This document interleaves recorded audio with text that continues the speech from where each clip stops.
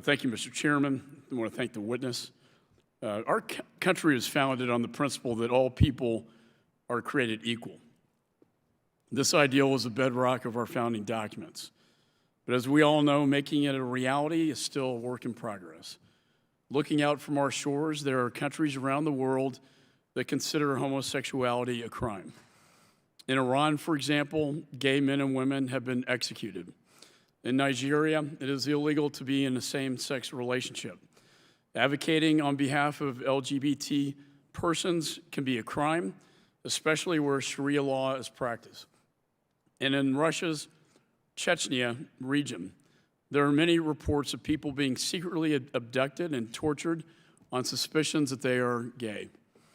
Underground railroads have been established to secret some of them out of the country. Unfortunately, some of these people have died or have never been seen again. Horrific human rights violations have no place in this world, and the perpetrators of egregious human rights abuses must be held accountable. So I want to take a moment, however, to also note that protecting human rights means honoring treaties the United States has ratified and respecting all human rights as defined in those instruments. And that includes respecting the rights of various religious communities to live out their deeply held beliefs, which are protected under the Universal Declaration of Human Rights and other treaties. Just as the gay community should be protected from violence, others who subscribe to faith and science-based notions of sexuality and gender deserve to be free of bullying. In other words, everyone should be able to live without fear of persecution. So with that, Mr. Chairman, I want to thank you for holding this hearing, and I yield back. Thank you, Mr. McCall.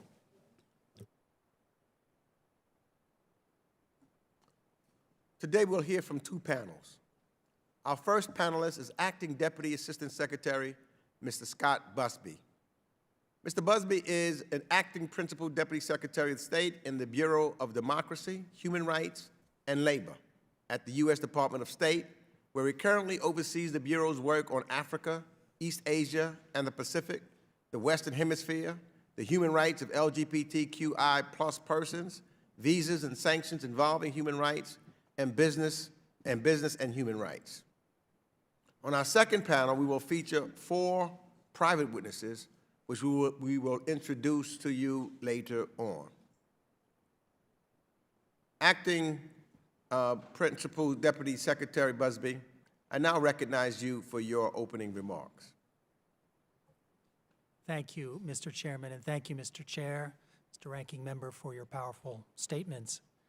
I very much appreciate the opportunity to testify today on advancing and protecting the human rights of lesbian, gay, bisexual, transgender, queer, and intersex persons abroad. As President Biden and Secretary Blinken have made clear, advancing the human rights of LGBTQI plus persons is a U.S. foreign policy priority. The Universal Declaration of Human Rights states that everyone is entitled to human rights and fundamental freedoms, and our work aims to ensure that LGBTQI plus persons enjoy those rights and freedoms just as everyone else should. The Department of State seeks to combat the violence, abuse, criminalization, discrimination, and stigma targeting such persons through diplomatic engagement and programmatic support in partnership with civil society. That partnership with civil society is especially critical as they know best the situation on the ground and how to advance the human rights of LGBTQI plus persons most effectively. They also bear the risk of any actions that may be taken on their behalf. Thus, our efforts are undertaken in the spirit of do no harm to ensure that these efforts do not contribute to negative repercussions for local communities. On February the 4th, President Biden issued his presidential memorandum on advancing the human rights of LGBTQI plus persons around the world, directing executive departments and agencies engaged abroad to ensure that U.S. diplomacy and foreign assistance promote and protect the human rights of such persons. The Department of State is leading U.S. government implementation of this guidance in coordination with relevant federal agencies. Unfortunately, while there has been some global progress in protecting the rights of LGBTQI+ persons in recent years, there also continue to be significant human rights abuses against them, including extrajudicial killings, torture, and arbitrary detention. Roughly 71 countries still criminalize LGBTQI status or conduct, and one priority of ours is to continue to seek the repeal or elimination of such laws. I refer you to my written testimony as well as the relevant sections of our annual country reports on human rights practices for further details on our concerns in a number of countries. The U.S. government seeks to address these concerns in a number of ways. Diplomatically, we work through bilateral and multilateral channels, raising concerns with governments publicly and privately, coordinating policy messaging with like-minded countries, and consulting regularly with civil society. We also seek to hold accountable those responsible for serious abuses against LGBTQI+ persons, including through the use of economic sanctions and visa restrictions. Multilaterally, we work with like-minded governments in the UN and regional bodies.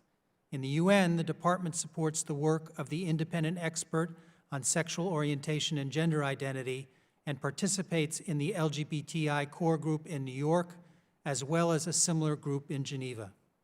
The Department is also a leading member of the Equal Rights Coalition, a group of 42 like-minded governments that collaborate along with civil society and foundations to advance the rights of LGBTQI+ persons globally. The State Department and USAID also provide significant amounts of foreign assistance to advance the human rights of LGBTQI+ persons. DRL's intersectional programming spans across more than 100 countries and is demand-driven and locally led. DRL also manages the Global Equality Fund, otherwise known as the GEF, a public-private partnership that receives support from numerous governments and private donors and provides emergency assistance, long-term programming, and grassroots support to organizations abroad. With generous support from Congress, in FY 2021, the Department will provide $10 million to the GEF. USAID also supports the protection of LGBTQI+ persons through research and programming. USAID's multi-donor LGBTI Global Human Rights Initiative leverages partners' contributions to support programming. Through its Human Rights Grants Program, USAID responds to challenges and opportunities, and through Assistance for Research, USAID supports efforts to understand stigma and measure countries' persecution and protection of LGBTQI+ people. In conclusion, as we celebrate Pride, it is important to recognize how far we have come at home and abroad in the fight for human rights of LGBTQI+ persons, while also acknowledging the distance we still have to go. Thank you and happy Pride. I welcome your comments and questions. Let me thank you for your testimony. I'm now going to recognize members for 5 minutes each pursuant to the House rules. And all time yielded is for the purposes of questioning our witnesses. I'll recognize members by committee seniority, alternating between Democrats and Republicans. If you miss your turn, please let our staff know and we will come back to you. If you seek recognition, you must unmute your microphone and address the chair verbally and identify yourself so that we know who is speaking. I will start by recognizing myself. Please note that I will be enforcing the 5-minute rule as far as time limits for questioning to allow as many members as possible to ask questions today. And I'll ask you to be concise with your answers. So in 2011, Secretary Clinton gave a landmark speech on human rights of LGBTQI+ people. She called on the world to protect the human rights of LGBTQI+ people. The speech was preceded by an Obama administration memorandum on international initiatives to advance the human rights of lesbian, gay, bisexual, and transgender persons. The memo directed all agencies engaged abroad to ensure that the U.S. diplomacy and foreign assistance promote and protect the human rights of LGBTQI+ persons. Now, I'm pleased that the Biden administration issued a similar memo in February, building upon and updating the Obama administration's memo. So my question to you is, now a decade has passed since 2011 and the Obama memo and Clinton's historic speech. So what is the Biden administration doing differently to advance and protect the human rights of LGBTQI plus persons around the world? And what progress has been made since 2011, and what challenges remain ahead? Thank you for that question, Mr. Chair. Well, as you probably noticed, the Biden memorandum follows on very closely to the lines of effort articulated in the Obama memorandum. And essentially, the Biden memorandum enhances a lot of those lines of effort. It calls for enhanced reporting on abuses and laws against LGBTQI plus persons. It calls for enhanced consideration of LGBTQI plus refugees and asylum seekers, including by encouraging that they be considered for what are called Priority 1 referrals. It calls for enhanced consideration of the impact of foreign assistance on human rights, including the rights of LGBTQI plus persons. It calls for enhanced consideration of the tools to use to respond to abuses against LGBTQI plus persons, including the use of financial sanctions and visa restrictions.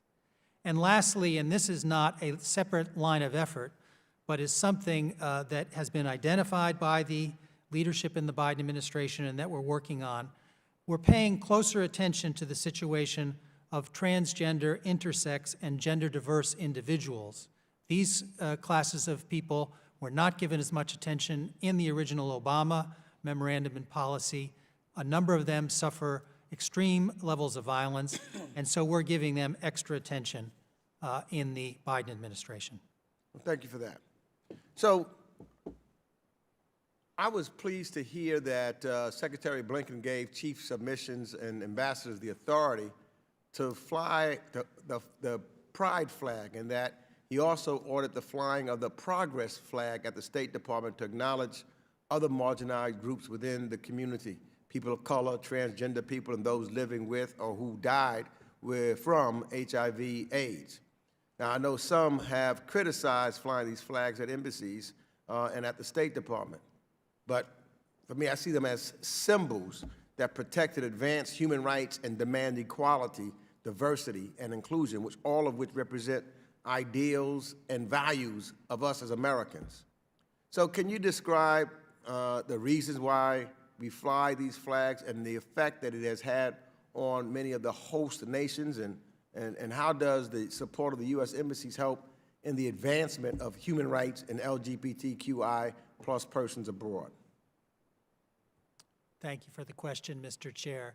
I think the flying of the pride flag and now the progress flag, which will be pulled up at the State Department this coming Friday. In fact, there's going to be a ceremony to that effect. I think that demonstrates our commitment to the human rights of these people. It shows the world that we are not afraid of standing up for the rights of these people and of doing what we can to help them. So I think it's a very, very visible sign of support. That said, as you noted, the Secretary has given discretion to our chiefs of mission as to whether to fly the flag or not. And that's because in some countries, our chiefs of mission may feel flying the flag is not going to advance the effort. So there is a degree of discretion in when and whether the flag is flown. But as you note, there is a strong commitment to flying that flag when possible to demonstrate our solidarity with this community. Well, thank you, and thank you for your answers. I will now call on members for the questioning, and I'll start with Ranking Member McCall. Thank you, Mr. Chairman, and thank you, Mr. Secretary, and the Bureau on Democracy, Human Rights, and Labor for all the fine work you do as an advocate of human rights. As you know, a core human right is religious freedom, and this committee has been examining human rights violations around the globe, but I can think of nothing worse than what is happening to the Uyghur Muslim population in China. solely based on their faith, their religion. Can you tell the committee what your Bureau is doing on behalf of advancing the human rights for the Uyghur Muslim population? Thank you for that question, Ranking Member McCall. We are doing everything we can to call attention to the horrific situation of Uyghur Muslims and other Muslim minority communities in Xinjiang. First, we are describing and publicizing the various types of violations of human rights that are occurring there. Second, we're seeking to build a multilateral coalition of governments who are paying attention to this issue and doing things like imposing sanctions on both the individuals and the entities that are complicit in these human rights violations. We're also working as part of coalitions to call out these abuses where possible. Indeed, we just joined a joint statement at the UN Human Rights Council in Geneva, where we received 44 signatories to a joint statement, the most ever, calling attention to the human rights abuses in Xinjiang. And can I just point out as well, we're working with businesses too. There are a number of products coming out of Xinjiang. Some of them are raw materials, some of them are manufactured materials, but there is an extensive amount of forced labor in Xinjiang. And one of the things we're doing is educating our business community about that forced labor, and in some cases precluding the importation of goods that may be made with that forced labor. Well, I thank you for that tremendous work. The chairman and I passed out of committee the Forced Labor Prevention Act, and as well as the Uyghur Genocide Act, which would be, I think, maybe only the third time in the history of Congress to condemn under the Geneva Convention a country for genocide is not acceptable. And I thank you, and I look forward to working with you more on that issue. If I could turn to the Christian population, they say 1 out of every 8 nations persecutes Christians. Between October 2019, September 2020, more than 340 million Christians were living in countries where they suffer high levels of persecution and discrimination based on their faith. Can you address that issue? Thank you for the question. The issue of religious persecution is as important to us as any other type of human rights violation. Indeed, as you probably know, there's an office specifically dedicated to the issue of religious freedom in the State Department. And that office, like our own Bureau, issues its own report each year on religious persecution, human rights violation on religious grounds involving the entire globe. So the situation of Christians in many, many countries is horrific. It's something we call attention to, we report on, we take action on, as we do the human rights abuses committed against other religious minorities around the world. No, thank you. And then finally, in the recent conflict between Hamas and Israel, we saw a lot of anti-Semitic comments and tweets come out, which I find disturbing. My father was a bombardier in a B-17, World War II, bombed the Nazis, was part of the D-Day air campaign. That has no place in our world, I believe. And yet there were the Anti-Defamation League. I met with the president, and there were tens of thousands of tweets that went out saying Hitler was right. Can you address this anti-Semitic, anti-Jewish rhetoric? Oh, I share your revulsion at that type of rhetoric. And as you probably know, we also have a special envoy specifically dedicated to the issue of anti-Semitism. We're awaiting the formal appointment of someone into that position, but a colleague of mine is currently fulfilling that role. And among other things, she is tracking anti-Semitism as it pops up around the world, including in the Middle East, and seeking to address it. Thank you for your fine work, and with that, I yield back. Gentleman yields back. I now recognize Representative Bill Keating of Massachusetts, who is the chair of the Subcommittee on Europe, Energy, the Environment, and Cyber. And I also wanted to thank him for holding a historic hearing just a few weeks ago in his subcommittee, focusing in on LGBTQI plus and human rights that they should have as all human beings. You're now recognized for 5 minutes. Thank you, Mr. Chairman, and thank you for having this full hearing, an historic hearing on this important human rights issue today here joined in person for a change, which is something that we're all looking forward to.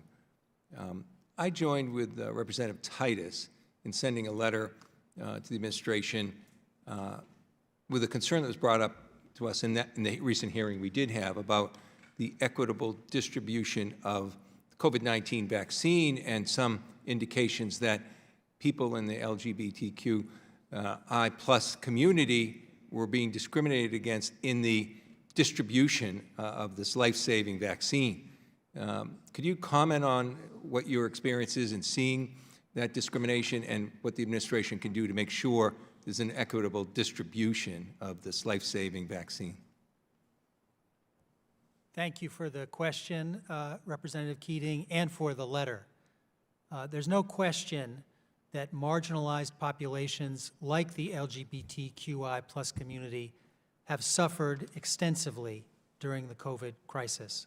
They've had harder access to health care, they've had harder access to other resources, and frankly need lots of attention. We are, both in our own approach to the COVID crisis and in our diplomacy with other governments, urging them to pay attention to these types of marginalized populations. And I'm confident that our special coordinator on addressing COVID, Gail Smith, is undertaking that very effort herself. Well, thank you. In your written statements, you mentioned adjustments that are taking place in policy and programmatic changes with the State Department in countries where there's backsliding of a democracy and more authoritarianism. And particularly, I'm concerned at how people in the LGBTQI plus community are used sometimes in these kind of authoritarian countries as a way to solidify power. Can you comment on what some of those adjustments would be more specifically, or what you anticipate? Thank you for the question. There's no question that there are authoritarian regimes that scapegoat LGBTQI plus persons, in part to distract from the sorts of things they're doing towards the population as a whole. But it's also true in countries like Russia that they have specifically taken action against the LGBTQI plus population, again, because they view it as politically convenient, perhaps. We don't have any single way we approach these situations, but we do look to the guidance, the advice, the information from groups on the ground, because they're the ones living the reality day in, day out, and in our view, they are the ones that know best how to address these sorts of situations. So sometimes it might be sanctions, other times it might be assistance of various types, in other cases it might be joint statements in multilateral fora, but we look to them a great deal for guidance on how best to address these problems. You mentioned 71 countries that have laws on the books, really solidifying this kind of discrimination. Could you give us, even with countries that have protective laws against discrimination on the books, how even is the enforcement in a lot of those countries? Because the laws are one thing, the enforcement's another. And secondly, I'm running out of time, but you can give us a country quickly that is a great example of trying to instill protections for this community, and a brighter note. Thank you for the question. Yes, uneven law enforcement is a huge, huge problem. There is a huge gap between what the law says in any given country and then how that law is applied. So very, very difficult to say exactly how that works. One country that I recently visited that on its own decided to do away with its anti-LGBTQI plus law is Angola. There was a change of government several years in Angola, and the parliament reviewed its laws, and they decided that the law in the books criminalizing LGBTI status should be done away with, and they summarily did so. And there are other governments that have done that sort of thing. So we applaud governments that have taken that type of action. Well, thank you for your service, sir, and I yield back. Gentleman yields back. I now recognize Representative Brad Sherman of California for 5 minutes. Thank you, Mr. Busby. Welcome back to our committee. Ordinarily, we would have the Assistant Secretary join us, but the Assistant Secretary has yet to be confirmed. This gives you a second opportunity to work above your pay grade, but it's my understanding that this doesn't actually increase your compensation, much to the chagrin of some. I want to praise, first of all, just having a president who led the effort in our country for marriage equality at such a critical way and such a critical time sends a message to the whole world. I want to praise the Biden administration for issuing the presidential memorandum advocating human rights of LGBTQI plus persons around the world. By issuing this memorandum just a couple of weeks after the inauguration, President Biden made it clear that it's a policy of the United States to promote human rights of the community everywhere. One of the areas to do that is multinational fora and international organizations. What has the Biden administration done to date to advance these goals at the G7, the United Nations, and other international fora? And to what extent are we including civil society? Thank you for the question, Congressman Sherman. Well, I have an example of something that we've done that's quite current. We are about to host a side event at the UN Human Rights Council in Geneva on the human rights of transgender persons. As I mentioned in my testimony, transgender persons are among those who suffer the greatest degree of violence, but haven't always received lots of attention. And we felt it was very important to highlight this issue. And thus, we made the decision to hold this side event. And indeed, Secretary Blinken is delivering remarks at this side event. At the same time, on the assistance side, we are upping our contributions to the Global Equality Fund, largely as a consequence of the support provided from you all here in the Congress. But we are also adding additional resources to our efforts to address the emergency needs of the LGBTQI community and those fighting for the rights of the LGBTQI community.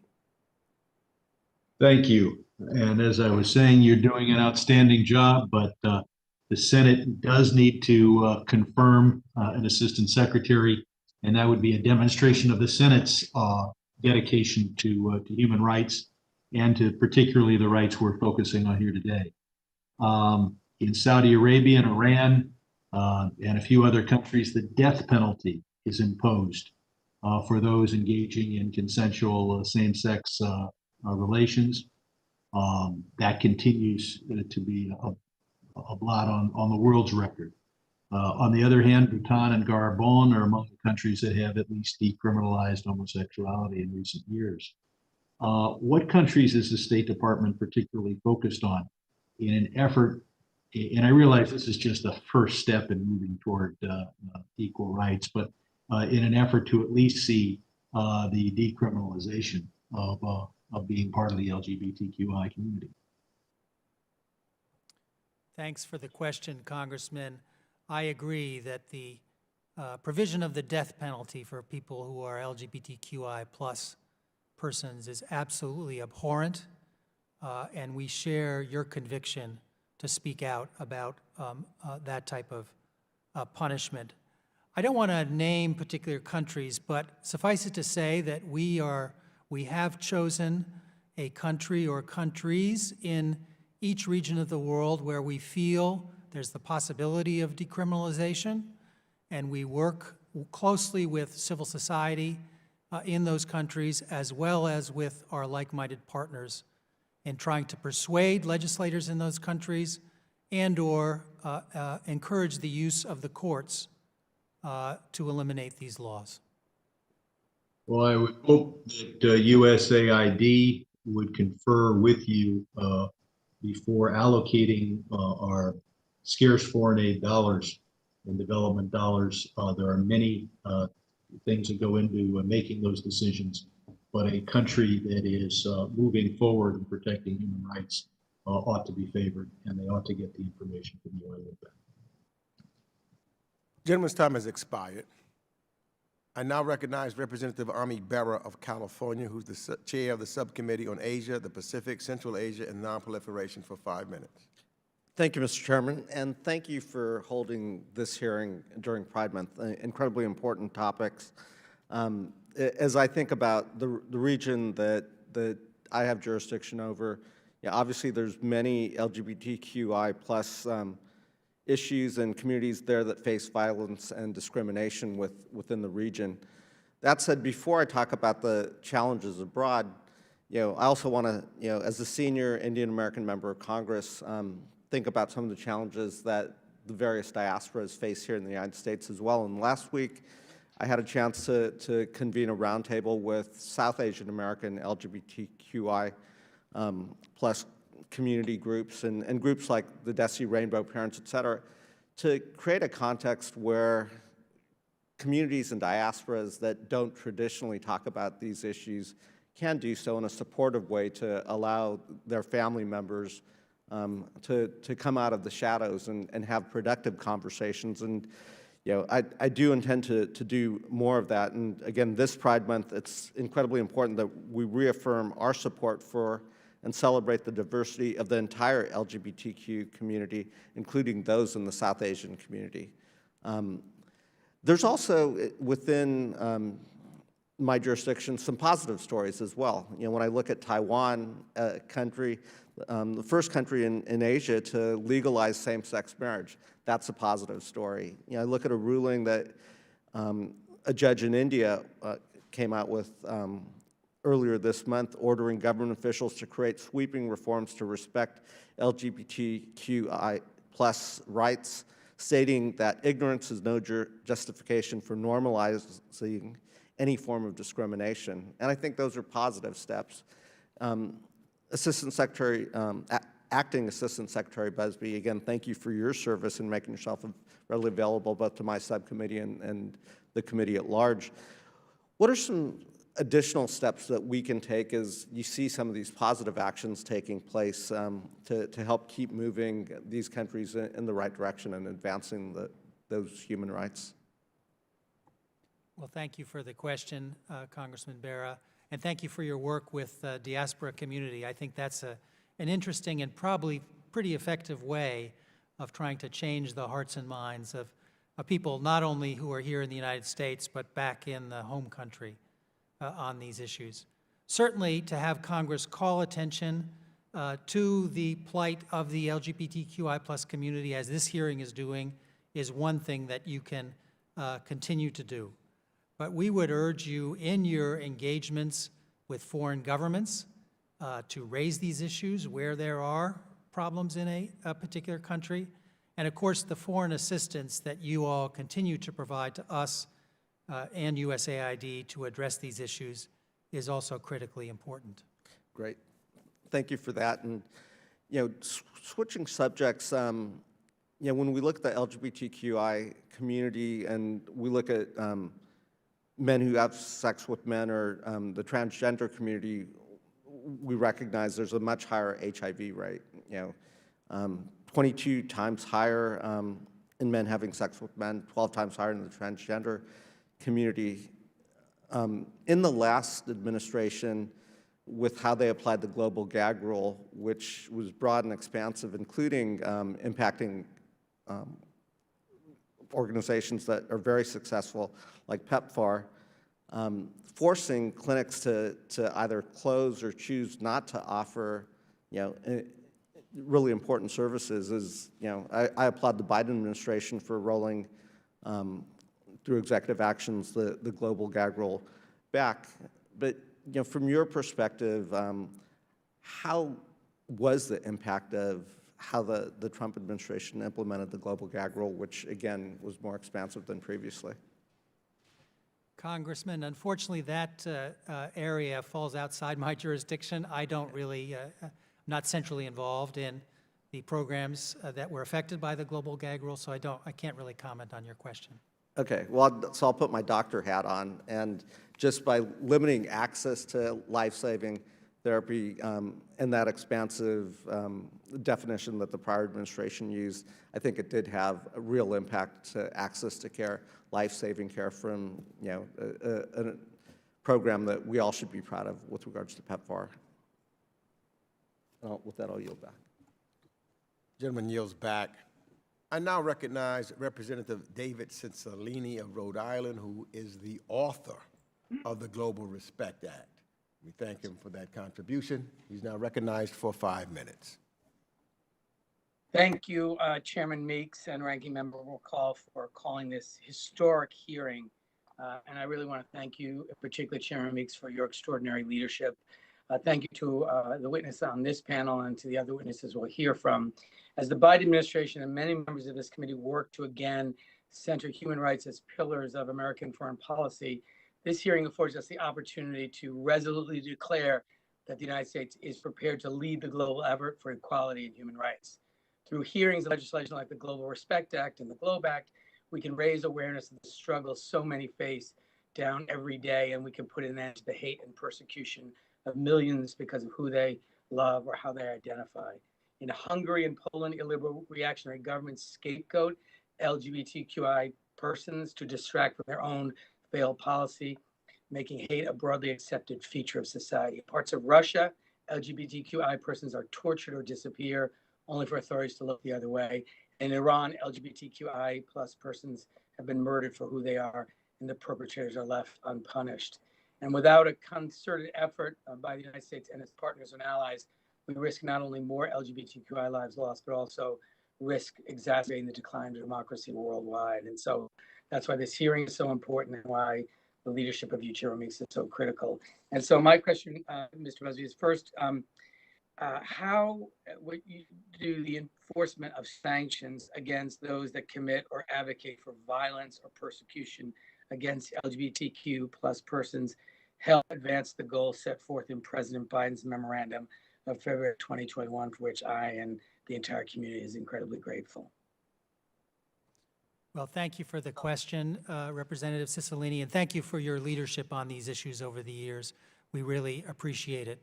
We do think sanctions are one tool, one important tool that can be used to hold accountable individuals who commit abuses against LGBTQI plus persons, but it's not the only tool. It is powerful, it can have a deterrent effect, but in some situations, the activists on the ground are not looking for us to take that sort of action for fear that it could target them. So in any case, I'm going to go back to what I said earlier. We really look to our colleagues on the ground, the activists in countries where there are such abuses taking place. We look to them, their analysis and recommendations on how best to address a particular set of abuses. And if they think sanctions would be appropriate, we try to pursue them. Thank you. And would you speak to how the State Department is ensuring that refugees and asylum seekers are able to access assistance and protection? Because we know, and we have seen so many stories of LGBTQI refugees and asylum seekers who are really put at risk by being housed in countries that are hostile to our community and don't offer sufficient protection. And the second question I'll ask as part of that is, when does the Biden administration intend to appoint a new special envoy for the human rights of LGBTI persons? Two important but unrelated questions. Thank you for the questions, Congressman. On asylum seekers and refugees, as I mentioned, President Biden's memorandum specifically urges consideration of use of something called the Priority 1 referral category. This allows our embassies to specifically refer individuals to our refugee resettlement program. And so the memorandum encourages our embassies to use this authority to provide protection to LGBTQI plus persons. On appointment of a special envoy, I can't say more other than I think it will be very soon. Thank you very much. And in the last few seconds that I have, Mr. Busby, you know, Hungary's parliament has recently passed anti-LGBTQI legislation under the auspices of Prime Minister Orban ahead of the upcoming elections. Is this an example in which the State Department and related agencies could pursue an appropriate response as referenced or directed in the President's memorandum in February 2021? Thank you for the question, Congressman. Yes, we're very concerned by the law passed in Hungary.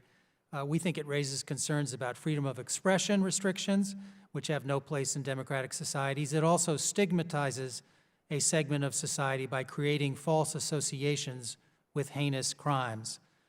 We have called out our concerns about this law, both from our embassy in Hungary as well as from here in Washington, and we will continue to do so.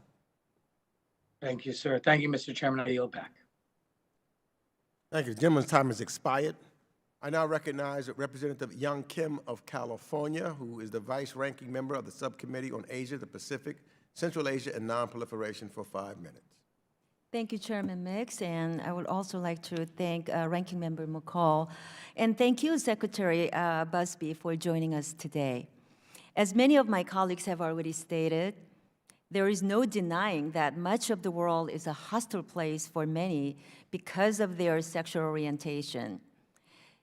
These people routinely face discrimination in some countries and live in fear in others where their identity is punishable by imprisonment or death.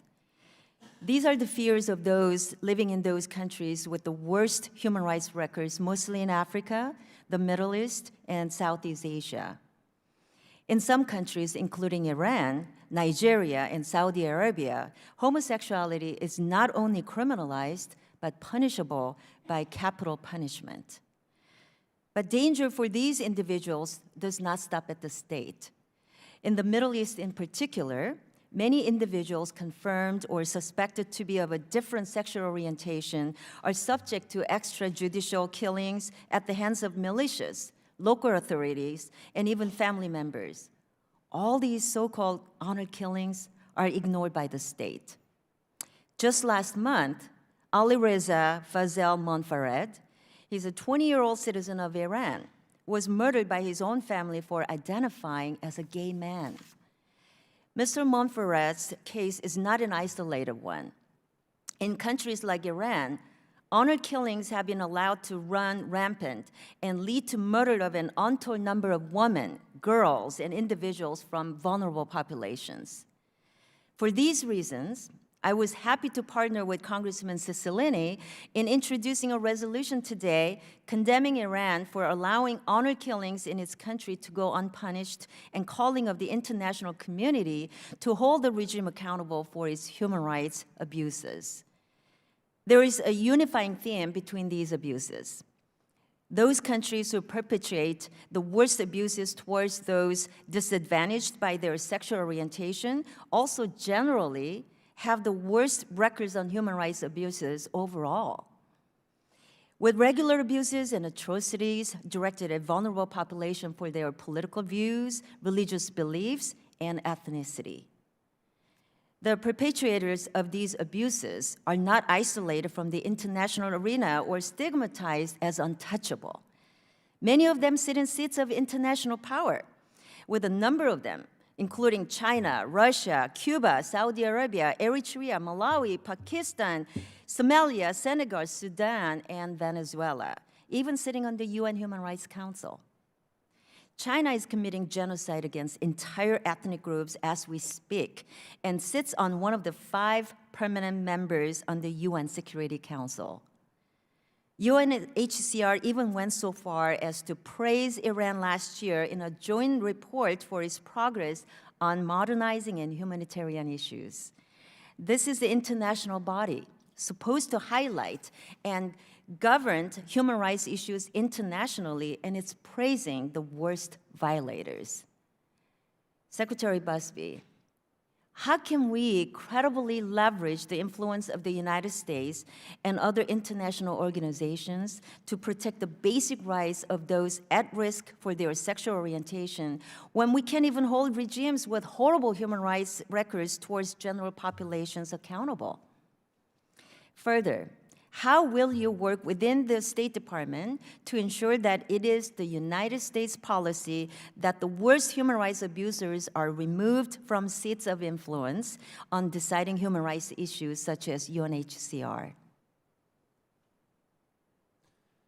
Thank you for the questions, Congresswoman. We share your concern about the situations you described and the abuses that you described as well in those countries. Horrific. And it is indeed quite challenging to address these. I think the view of the Biden administration is that while indeed there are significant problems in multilateral bodies like the Human Rights Council, that are engaging in those bodies is ultimately going to be more effective in advancing our goals than pulling out of them. And that's indeed why we re-engaged with the Council soon after President Biden took office, and why we've decided to run for a seat on the Human Rights Council again.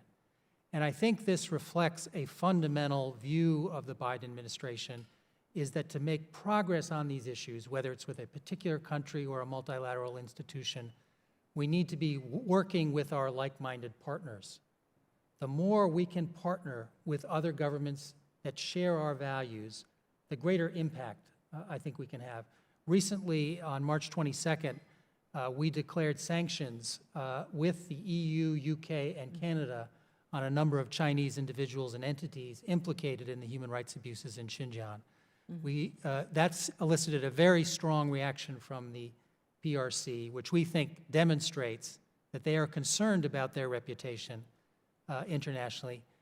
And we think the more that countries can join together to express their concerns, the greater that these countries may listen to what we have to say.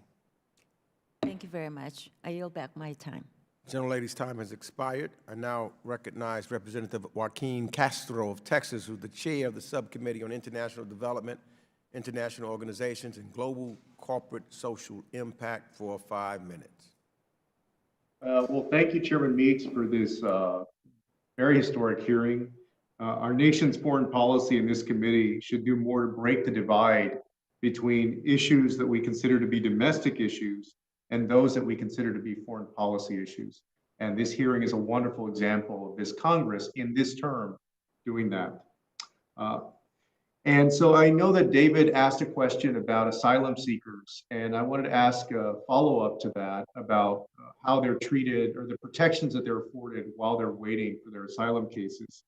A recent study by UCLA School of Law estimated that between 2012 and 2017, 11,400 people sought asylum in the United States on the basis of their LGBTQI plus status.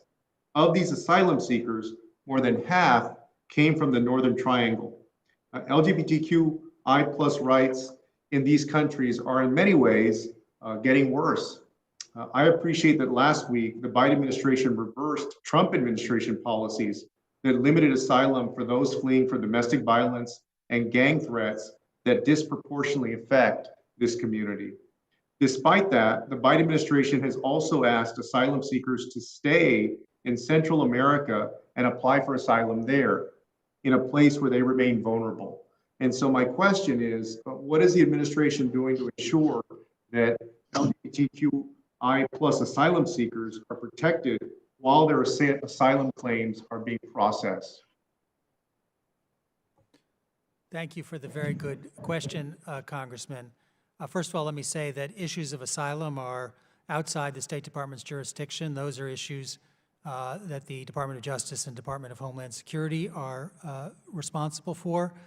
That said, the way in which the State Department can contribute to addressing these issues is through our reporting. And indeed, in our annual country reports on human rights practices, we have a section specifically dedicated to reporting on the abuses against LGBTQI plus persons.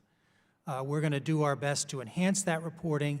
That reporting then becomes critical in the adjudication of asylum cases. Indeed, both asylum officers and immigration judges I know look very much to these country reports that we generate to assess these claims. So that's the way in which we in DRL and we at the State Department are trying to help address that problem. No, well, and thank you for your work on that. And I certainly hope that our diplomatic corps, our diplomats, will raise these issues in these nations and let them know that we're watching on this. And let me follow up with one more question I think I have time for.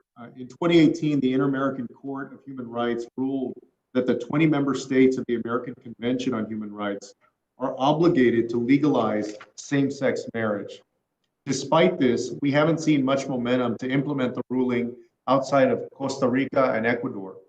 What is the State Department doing to push other countries in the Western Hemisphere to provide marriage equality to same-sex couples, especially members of the American Convention on Human Rights? Thanks for the question, Congressman. We do not advocate for or against same-sex marriage overseas. And that's because it is still an unsettled question in lots of countries and in international law. We have decided to dedicate our efforts primarily to protecting and promoting the core rights of LGBTQI plus persons, such as the right to life, the right to be free of torture, the right to be free from arbitrary detention. So for now, we do not advocate one way or the other overseas on same-sex marriage. Okay, thank you for that. I yield back. Mr. Castro yields back. I now recognize Representative Dina Titus of Nevada, who is the author of the Greater Leadership Overseas for the Benefit of Equality, also known as the GLOBE Act.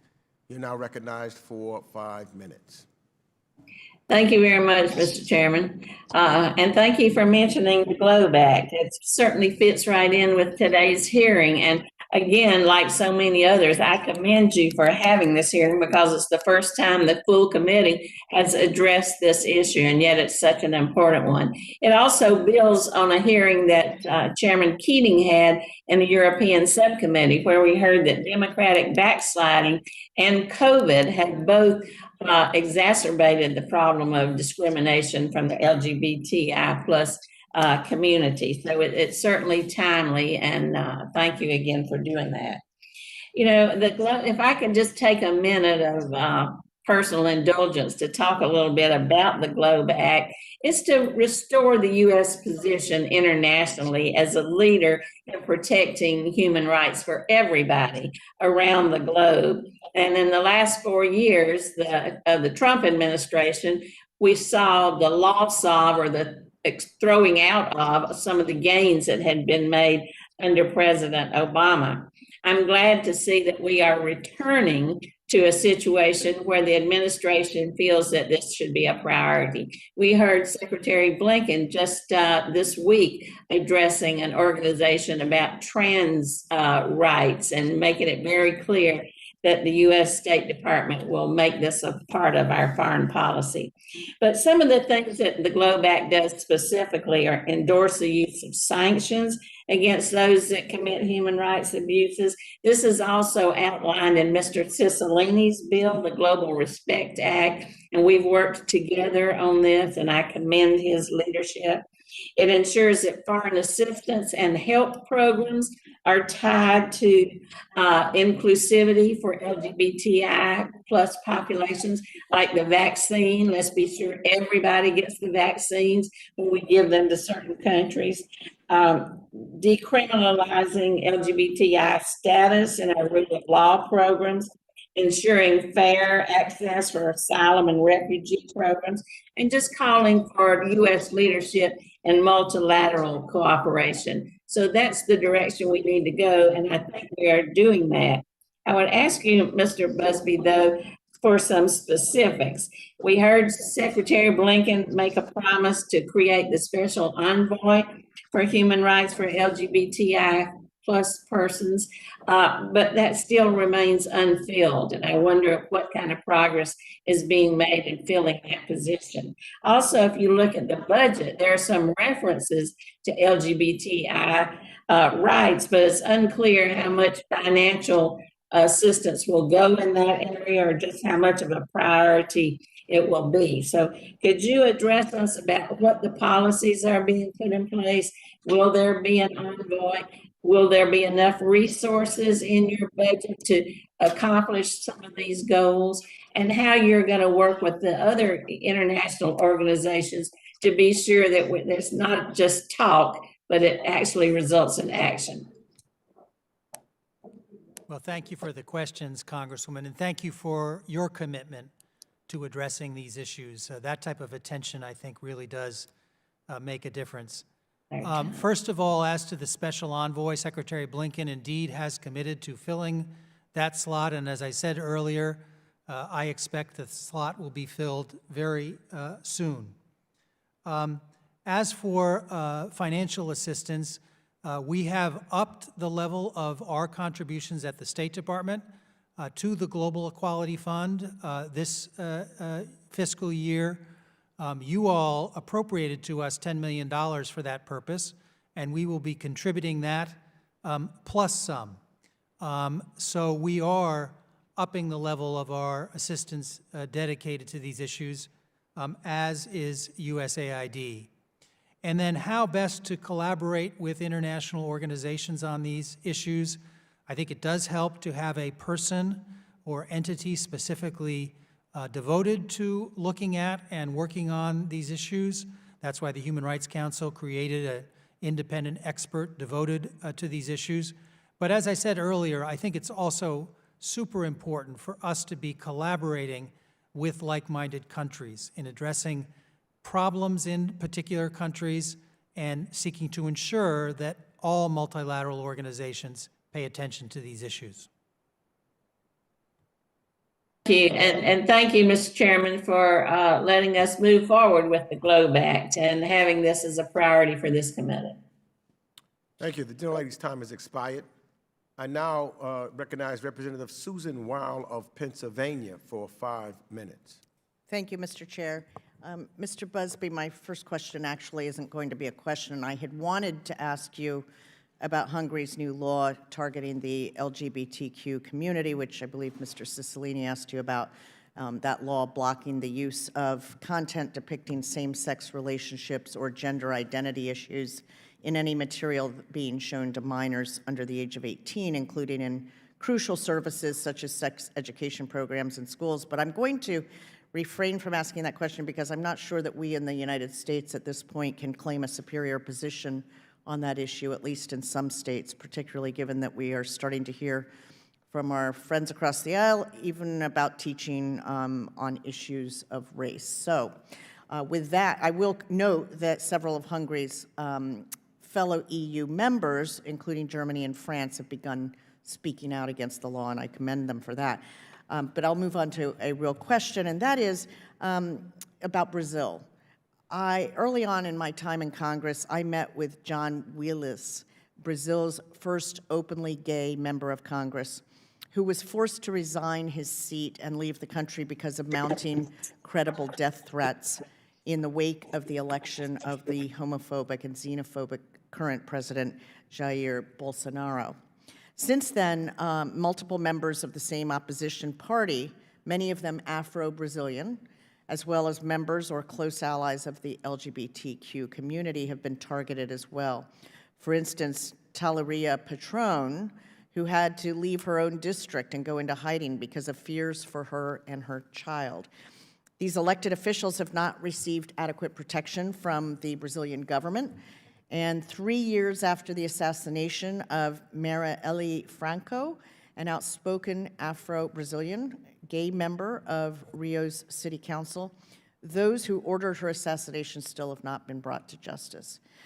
So with all of that as backdrop, my question to you is, how does the administration intend to engage with Brazil on these very homophobic actions and statements of its president, which have been well documented? I'm not going to dignify them by repeating them here.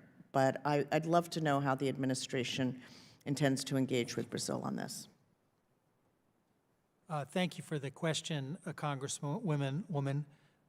We do recognize that LGBTQI plus persons in Brazil, particularly transgender and other gender diverse persons and persons of African descent, are at heightened risk of and experience violence, discrimination, and stigma. I would also note that the rate of murders of transgender persons in Brazil has also gone up quite dramatically in recent years. I'm sure we're raising our concerns privately. Beyond that, I don't have much detail, so let me get back to you with more details on what we're doing in Brazil. I appreciate that, and most of all, what I'd like to hear is a commitment by the administration that it will use its best efforts to engage with Brazil on this, and more specifically, to convey its concerns and displeasure with this position. You have that commitment, Congresswoman. Thank you very much. With that, Mr. Chair, I yield back. Gentlelady yields back. I now recognize Representative Dean Phillips of Minnesota for 5 minutes. Thank you, Mr. Chair, and I think most know the House Foreign Affairs Committee was established in 1822, almost 200 years ago, and this is the very first full committee hearing dedicated to LGBTQI rights, and I'm honored to be a participant and so grateful to our witnesses for shedding light on the important and necessary work that we all need to do to support our LGBTQI community all around the world. My question, Mr. Busby, is democracies clearly appear to be doing a better job protecting rights of the LGBTQI community more than autocratic governments, I think it's fair to say. So how can the U.S. ensure that foreign assistance that's focused on promoting civil society advocacy and the rule of law and democracy more generally also be protecting the human rights of LGBTQI persons? Thanks for the question, Congressman. As part of the Equal Rights Coalition, something I mentioned in my testimony, which is a group of like-minded governments seeking to advance the rights of LGBTQI plus persons overseas, there's a coordinating committee there that's specifically focused on the issue of foreign assistance. And in that committee, we're talking to one another about how to ensure that our collective resources are best directed to the problems where they are most pressing.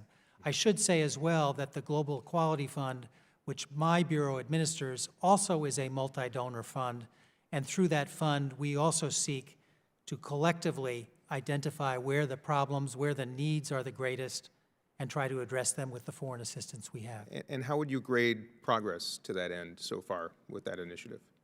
I think when it comes to foreign assistance, we've made great progress, both in providing emergency assistance to individual and groups under threat, but also providing assistance to groups who are advocating for the human rights of LGBTQI plus persons. There's always more to be done. Nothing is perfect, and indeed, in our world, there continue to be far too many abuses against LGBTQI plus persons. But I do think we have helped to foster a very robust civil society community that is committed to advancing the rights of LGBTQI plus persons. I appreciate that. And how are U.S. agencies broadly adapting their programs to fit, local contexts, which are, of course, different in every country and different conditions? And to what extent are state and other U.S. agencies reaching out to LGBTQI populations in country to help inform them of programs and to ascertain and listen to their perspectives? A very good question, Congressman, and indeed, the President's executive order or presidential memorandum actually calls on us to consult with local communities in, directing our foreign assistance. So that is part of what both we at the State Department, we in DRL at the State Department, and USAID are doing as much as we possibly can, talking to people on the ground to understand what their needs are so that we can best address them. And lastly, Mr. Busby, are there any countries, any allies of ours that are doing work in this area perhaps better than we are, or ways that we can learn from them? Any best practices amongst our peers? Well, I think we're doing pretty good work, Congressman, but I would say that the Scandinavian countries are very, very committed to making progress on these issues. They are strong contributors and participants in our Global Equality Fund. and we're doing lots of good work with them there. The UK is also very committed on these issues, and indeed, the UK and Argentina are currently co-chairs of the Equal Rights Coalition, and together they are working well to move the ball on these issues. And are there any peers of ours that we might need to encourage? There are certainly some out there. I decline to identify them here in a public forum. Okay, thank you, sir. With that, I yield back. Thank you. Gentleman yields back. I now recognize Representative Ilhan Omar of Minnesota, who's the Vice Chair of the Subcommittee on Africa, Global Health, and Global Human Rights for 5 minutes. Thank you, Chairman, and thank you so much for hosting this historic hearing. Mr. Busby, I want to ask about the links between authoritarianism and violations of LGBTQIA plus people's rights. The ILGA's Europe's annual report identified 19 countries in Europe where political or religious leaders used anti-gay hate speech in 2020. Many of these countries, like Hungary, Belarus, Poland, are also experiencing democratic backsliding and growing authoritarianism. What do you see as the leadership, as the relationship between authoritarianism and this kind of hate speech? Thank you for the question, Congresswoman. I do think there's a link between authoritarianism and abuse of LGBTQI plus rights. In a lot of cases, it's scapegoating. These governments like to distract attention from their repressive practices by stigmatizing the LGBTQI community, by blaming them for certain problems. And it's also a way of trying to whip up additional support for their governments, even though they may not, in fact, be as popular as they claim to be. And how does the United States communicate to leaders in these countries that provoking violence against the LGBTQIA plus communities is unacceptable? Well, we often do so privately, where we identify concerns in a given country. Our diplomats on the ground will approach the government to express our concerns. But in some situations, we will speak out. We will issue a statement from our embassy. In some cases, we'll issue a statement from Washington. And in some of the most extreme cases, we will join with other like-minded countries to issue a statement in a forum like the Human Rights Council in Geneva.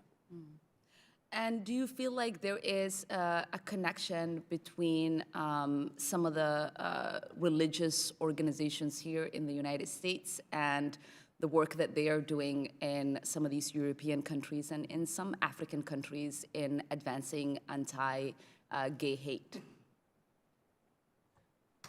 Congresswoman, I don't know enough about what the groups based in this country are doing, so I can't really comment on that question. During the previous administration, I was made aware of numerous cases of LGBTQIA plus peoples being deported to countries where they face likely repression and violence because of who they are. What are we doing to offer specific protections to these refugees and asylum seekers? Well, as I mentioned earlier, in President Biden's memorandum, there is a line of activity specifically dedicated to LGBTQI plus refugees and asylum seekers. And in that item of the presidential memorandum, the president calls on the executive branch to use its authorities to a greater extent to identify and provide protection to LGBTQI plus persons, particularly through something called Priority 1 referrals, which are something our embassies can use to identify individuals who may be LGBTQI plus and face persecution. So that's one way we can do it overseas. Domestically, that's outside the jurisdiction of the State Department. But as I mentioned earlier, one of the things we're trying to do is enhance our reporting on the human rights abuses against LGBTQI plus persons overseas, because our reporting is crucial to the ways in which these cases are adjudicated here in the United States. Appreciate that. I know you earlier said you didn't know about any religious groups here in the United States that are doing work, but there's obviously a documented one in Uganda, where our churches here in the United States have gone to Uganda to advocate for anti-gay laws. And we know that the refugee camp in Uganda, Kakuma, has experienced an uptick in violence when it comes to LGBTQIA plus refugees. Is there something that we can do to communicate with international agencies that are working in these refugee camps to, make sure that there is no persecution for these refugees for who they are?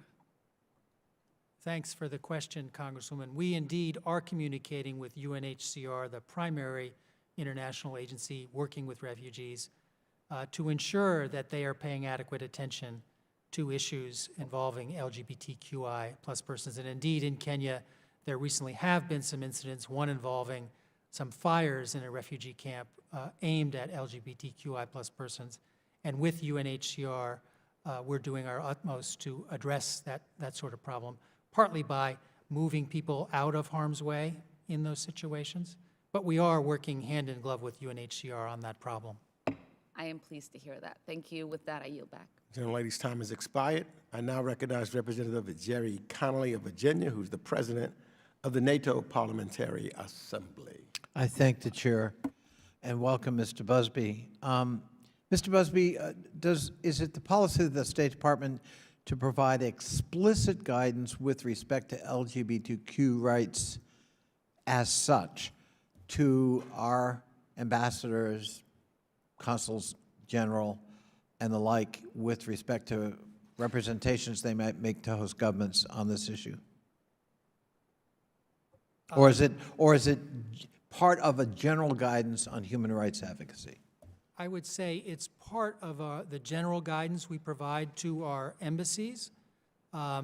In our instructions that we issue to generate our human rights reports, there is a specific section dedicated to abuses against LGBTQI persons, and in our instructions, they clarify exactly the sorts of things our embassies should be looking at.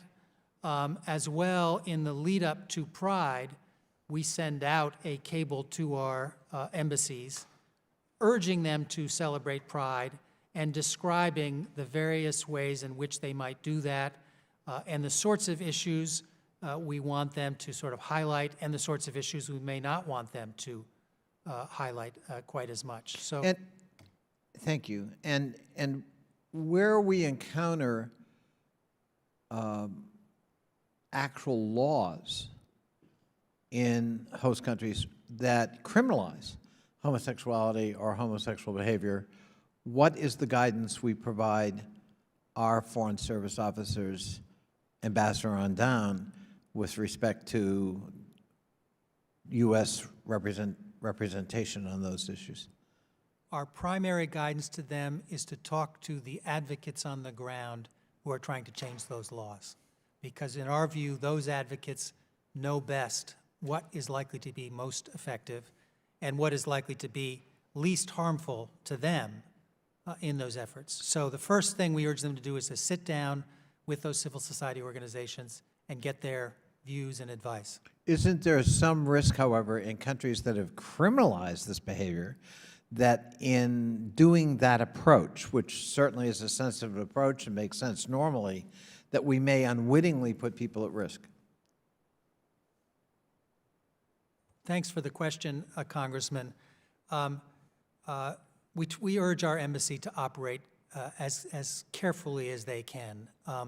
In most situations, it's okay for them to meet with these people, but they will oftentimes have a sense of whether or not it will put people at risk to bring them into our embassy or to even meet with them. And those, of course, are very tough situations. And to be clear about your answer, you weren't suggesting that we don't make a representation directly government to government with respect to laws that criminalize status or behavior.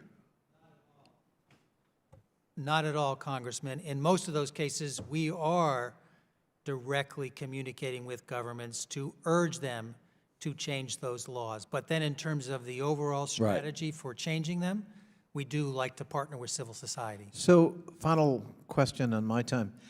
What what particular challenge is posed by allied nations, including NATO members, who are demonizing LGBT rights within their own societies? For example, one that's pretty public right now is a dispute now emerging between the government of Hungary and the EU over the whole issue of gay rights and the demonization of gay and lesbian individuals for presumably political gain by the governing party. How are we handling that challenge? Because these are allied nations. Thanks for the good question, Congressman. As I mentioned earlier, we have publicly expressed our concern about the recently passed law in Hungary, and we think what it does is entirely inappropriate. It's based largely on a similar law in Russia, which we also criticize. But in addition to publicly expressing our concern, we are privately raising our concerns with that government as well. And other governments? Hungary does not stand alone in the hostility of the ruling government with respect to LGBTQ communities. No, you're right, Congressman. It does not. And in those situations, again, it's situation specific. I would say where they are allies of ours, we do go privately into those governments and express our concerns when they do things which we think. Thank you, Mr. Busby. Mr. Chairman, thank you for having this hearing. Thank you. I now recognize Representative Ted Deutsch of Florida, who's the chair of the Subcommittee on the Middle East, North Africa, and Global Counterterrorism, for 5 minutes. Thank you, Mr. Chairman, and thanks for calling this critical hearing, the first ever at the full committee level to specifically address the issues facing the LGBTQI+ community. And as Vice Chair and one of several members of the Congressional LGBTQ Equality Caucus on this committee, I also want to specifically acknowledge and commend the leadership of our colleague and chair of the Equality Caucus, Mr. Cicilline. And I just would take a moment to note my dismay that at a hearing entitled Advancing and Protecting LGBTQI+ Rights Abroad, the absence of members on the other side of the aisle is really dismaying. As I said just days ago at our Europe Subcommittee hearing on this topic, I'm proud to be part of the effort to stand up for equality and human rights for the LGBTQI+ community all over the world, not just during Pride Month, but always. This hearing, like the subcommittee hearing earlier this month, demonstrates that this committee and this Congress knows that the right of every person to have equal opportunity, regardless of gender or sexual orientation, regardless of who they love or their gender presentation, is an unequivocal part of our nation's human rights vision and foreign policy. And after 4 years of an administration that not only sidelined LGBTQI+ rights in its foreign policy, but actively moved backwards for the community, I was proud to see the Biden administration's memorandum earlier this year that enshrined the advancement of global LGBTQI+ rights in U.S. policy, and proud to be part of a U.S. government that promises to lead by the power of our example. I am grateful to you, Principal Deputy Assistant Secretary Busby, for being here today to discuss the administration's efforts, its progress so far, and plans moving forward. And I wanted to focus on, well, certainly in the final months of the Trump administration, issue that I had deep concerns about was the Commission on Unalienable Rights, a commission within the State Department that promoted a harmfully narrow definition of human rights from which the LGBTQI+ community was conspicuously absent. I know the administration believes differently. I know it shares my belief that human rights are universal and that a definition of human rights that excludes LGBTQI+ people is antithetical to America's ideals and leaves marginalized people around the world more vulnerable to persecution and abuse. And I'm glad that Secretary Blinken repudiated the Commission's views.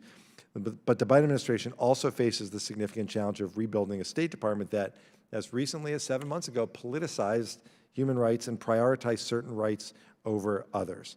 So I would just ask if you could speak to the steps that the State Department is planning to take to rebuild America's credibility on the world stage as a defender of all human rights, especially LGBTQI+ rights. Thank you for the good and difficult question, Congressman.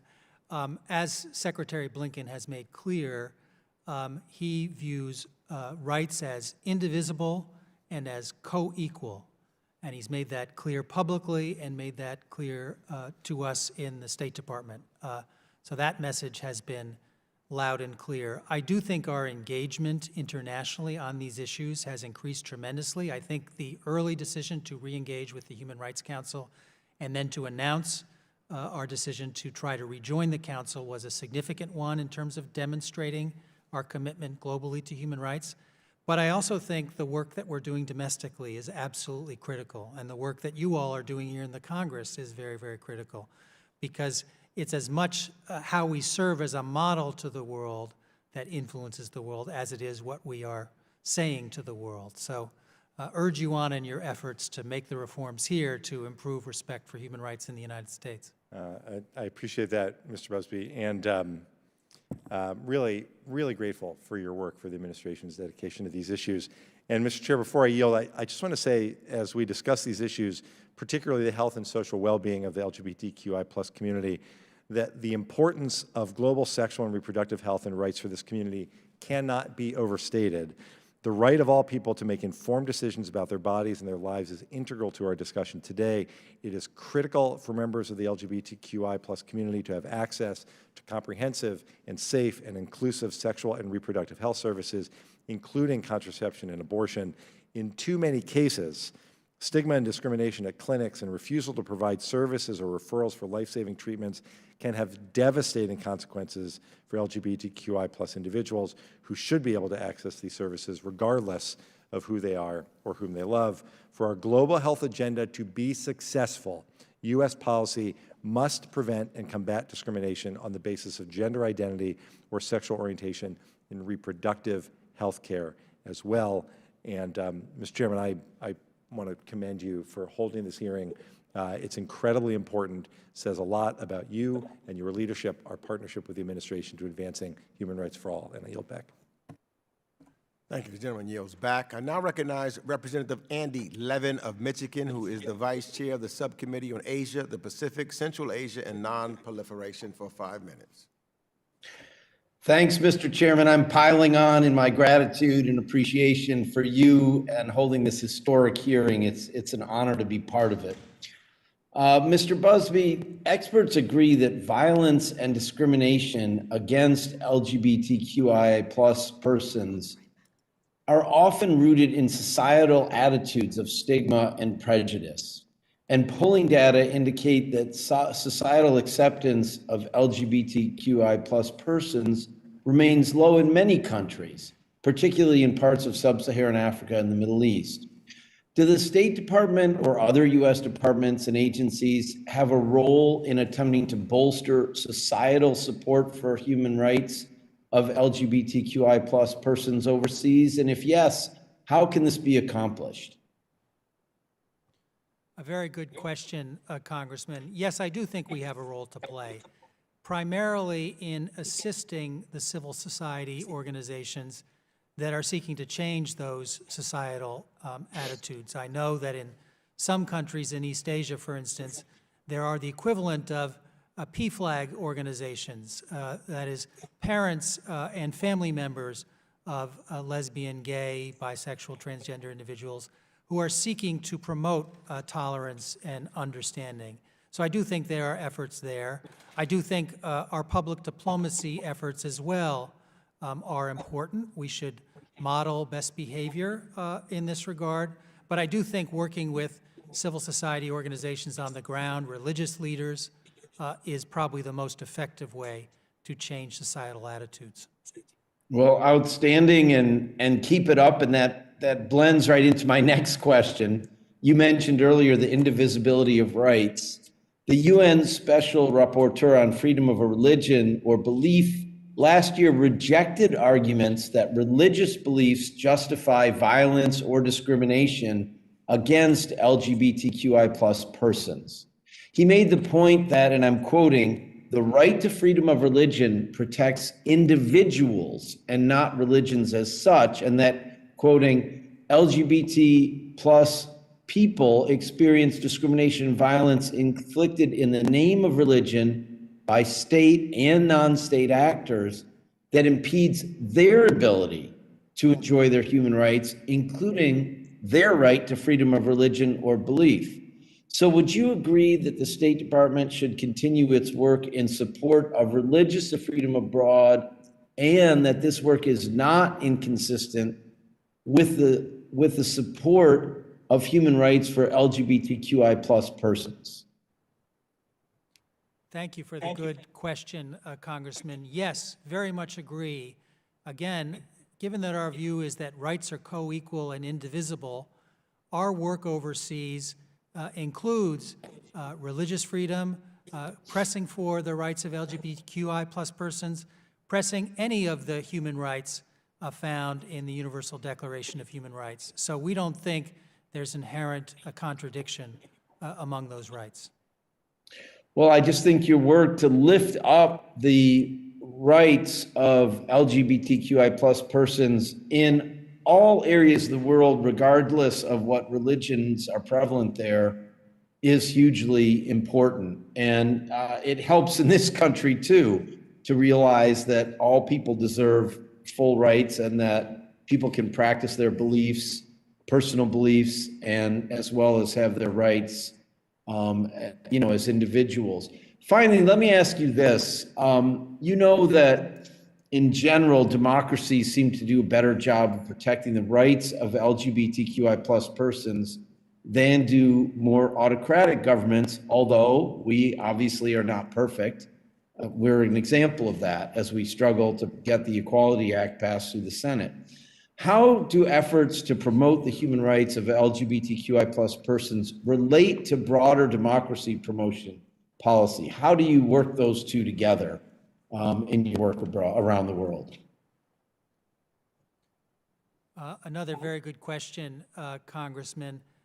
We do like to situate the work we're doing to promote the human rights of LGBTQI plus persons in broader context. So we often will do work with other marginalized populations at the same time as we're working on the rights of LGBTQI plus persons. So I agree with you that I think the treatment of LGBTQI plus persons in a given society is a barometer of the general human rights and democracy situation in that country, and we need to deal with them all together in addressing the problems in such a country.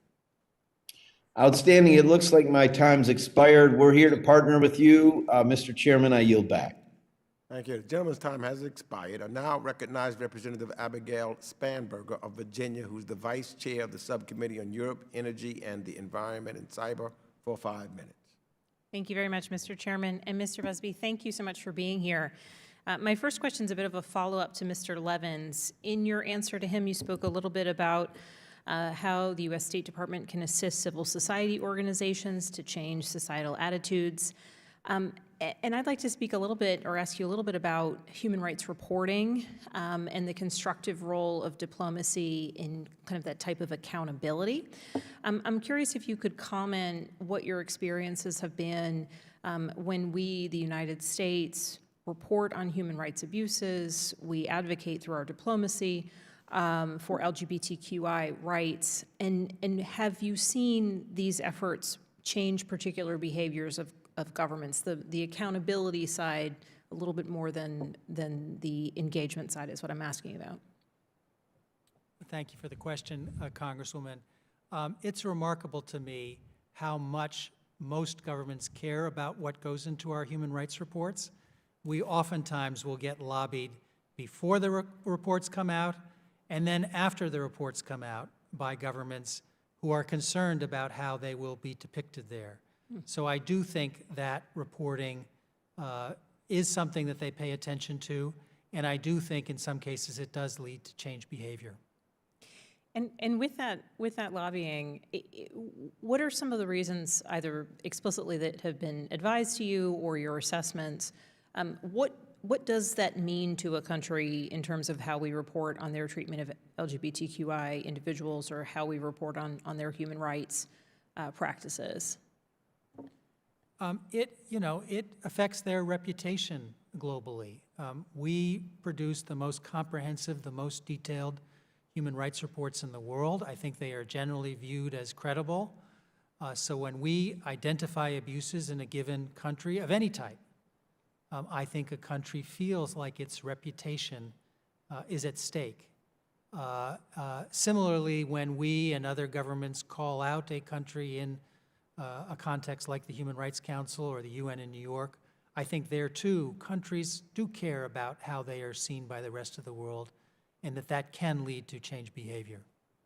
Thank you very much for that. I think in what I understand in your statement is the real role and the value of U.S. leadership and how our engagement, our efforts at accountability, and certainly our diplomacy matters in the world, and how it, in fact, can change behavior, particularly as it relates to the treatment of LGBTQI individuals within the greater context of human rights. So given that, less than a month into his presidency, President Biden put out a White House memorandum on advancing LGBTQI rights around the world. And so I'd like just your impressions and understanding of how this memo was received internationally throughout the world. I think it's been very favorably received, certainly within the U.S. Executive branch, but also globally. When I talk to my counterparts in other governments, I think they welcome the attention we've given to the issue. And I think this is demonstrated in part by the continued commitment of many governments to things like the Global Equality Fund. The amount of contributions to that fund has actually increased since its founding. And I think that's testament to the ways in which our government has spoken up on these issues.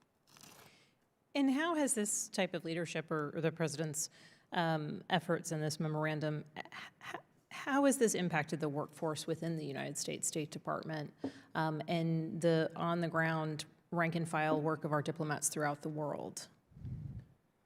The main impact I've seen is that where problems crop up, be it in Uganda, in Ghana, in Hungary, we are now convening small emergency task force, if you will, involving all the key people with an interest in what's going on in that country. People from my bureau, people from the relevant regional bureau in the State Department, and of course, people from within our embassy on the ground in those countries.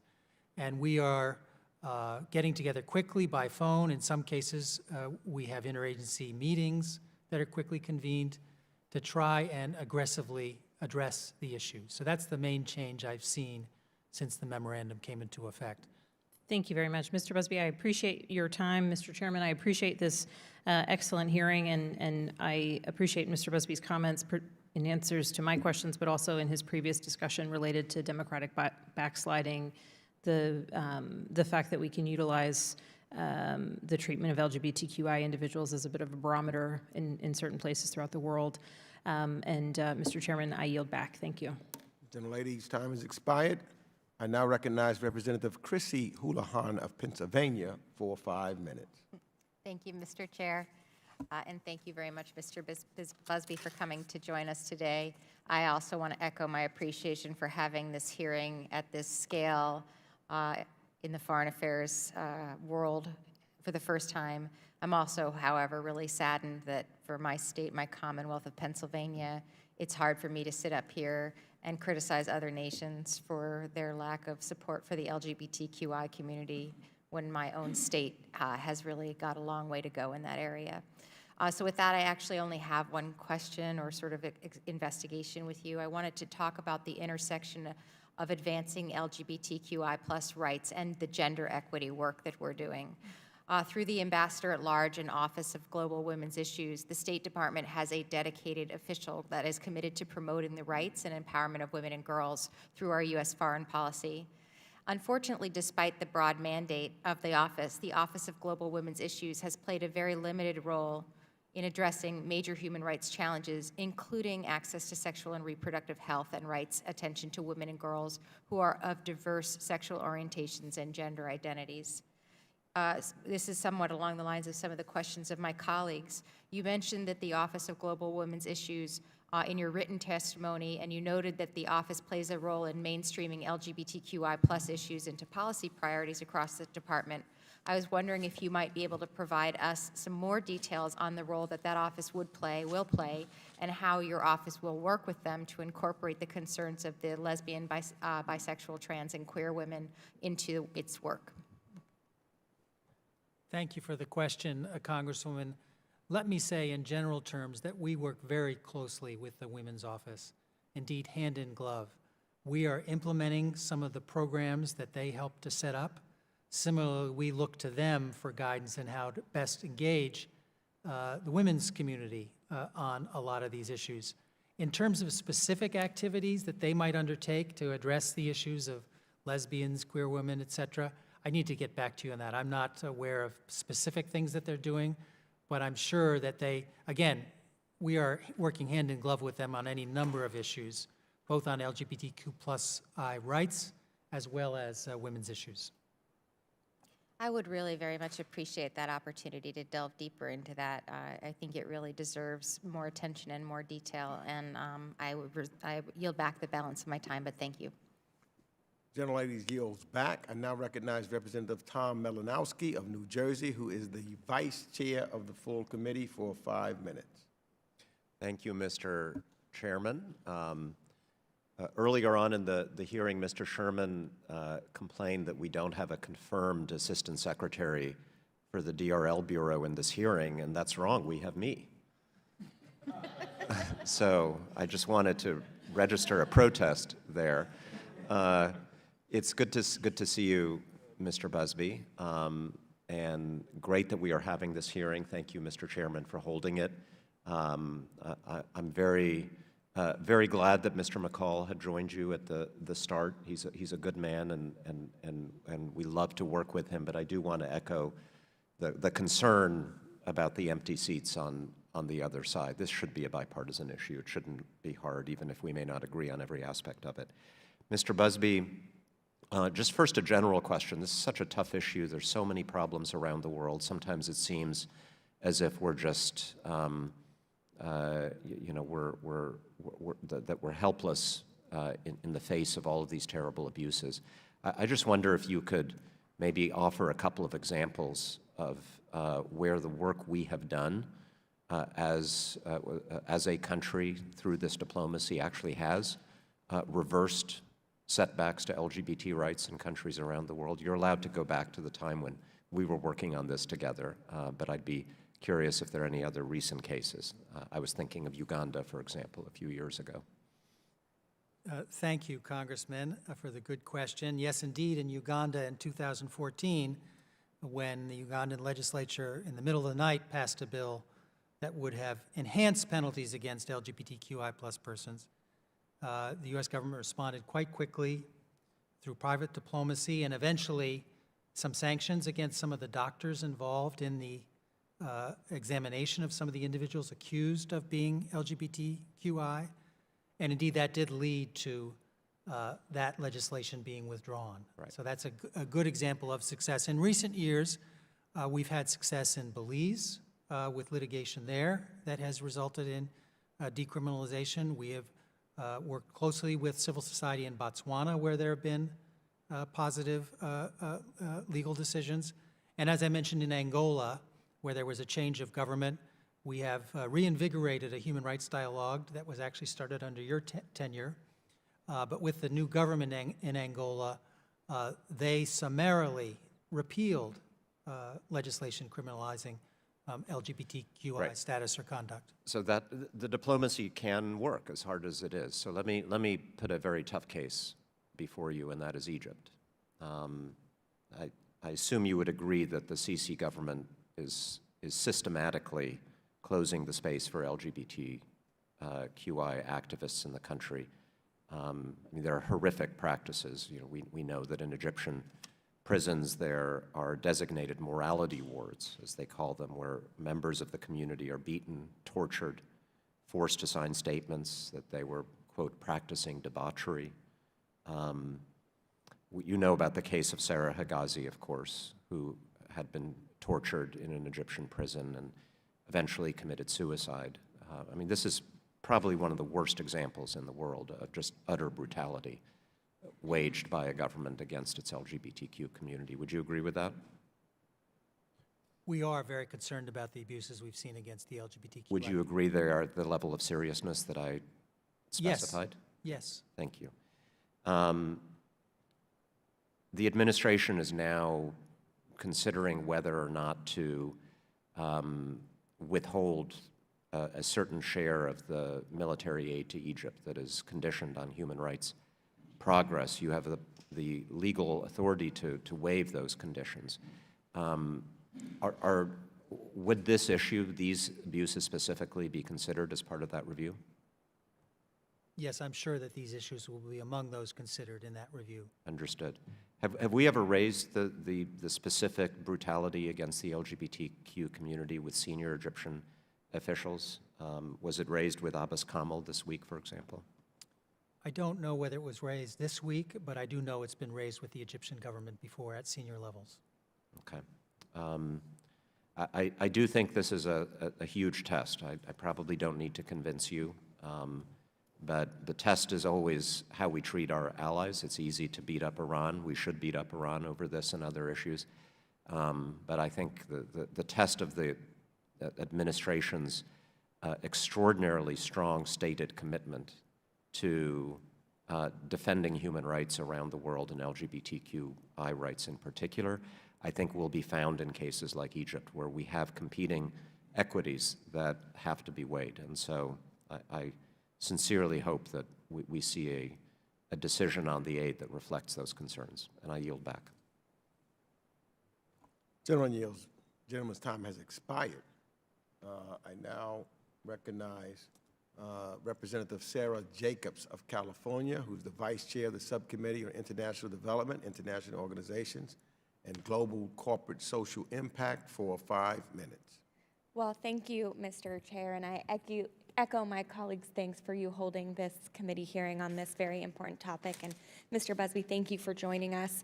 I really appreciate the administration's commitment and prioritization of LGBTQ+ issues as the sister of a trans brother and a gender nonconforming sibling, and the proud representative of Hillcrest, the heart of San Diego's LGBTQ+ community. So these issues are deeply personal to me, and I look forward to seeing the administration's actions on everything that was outlined in the memorandum. One of the promises that I have not heard an update yet is on President Biden's commitment to ensure that every trans and non-binary person has the option to change their gender marker to M, F, or X on government identifications, including passports, which you well know the State Department gets to control.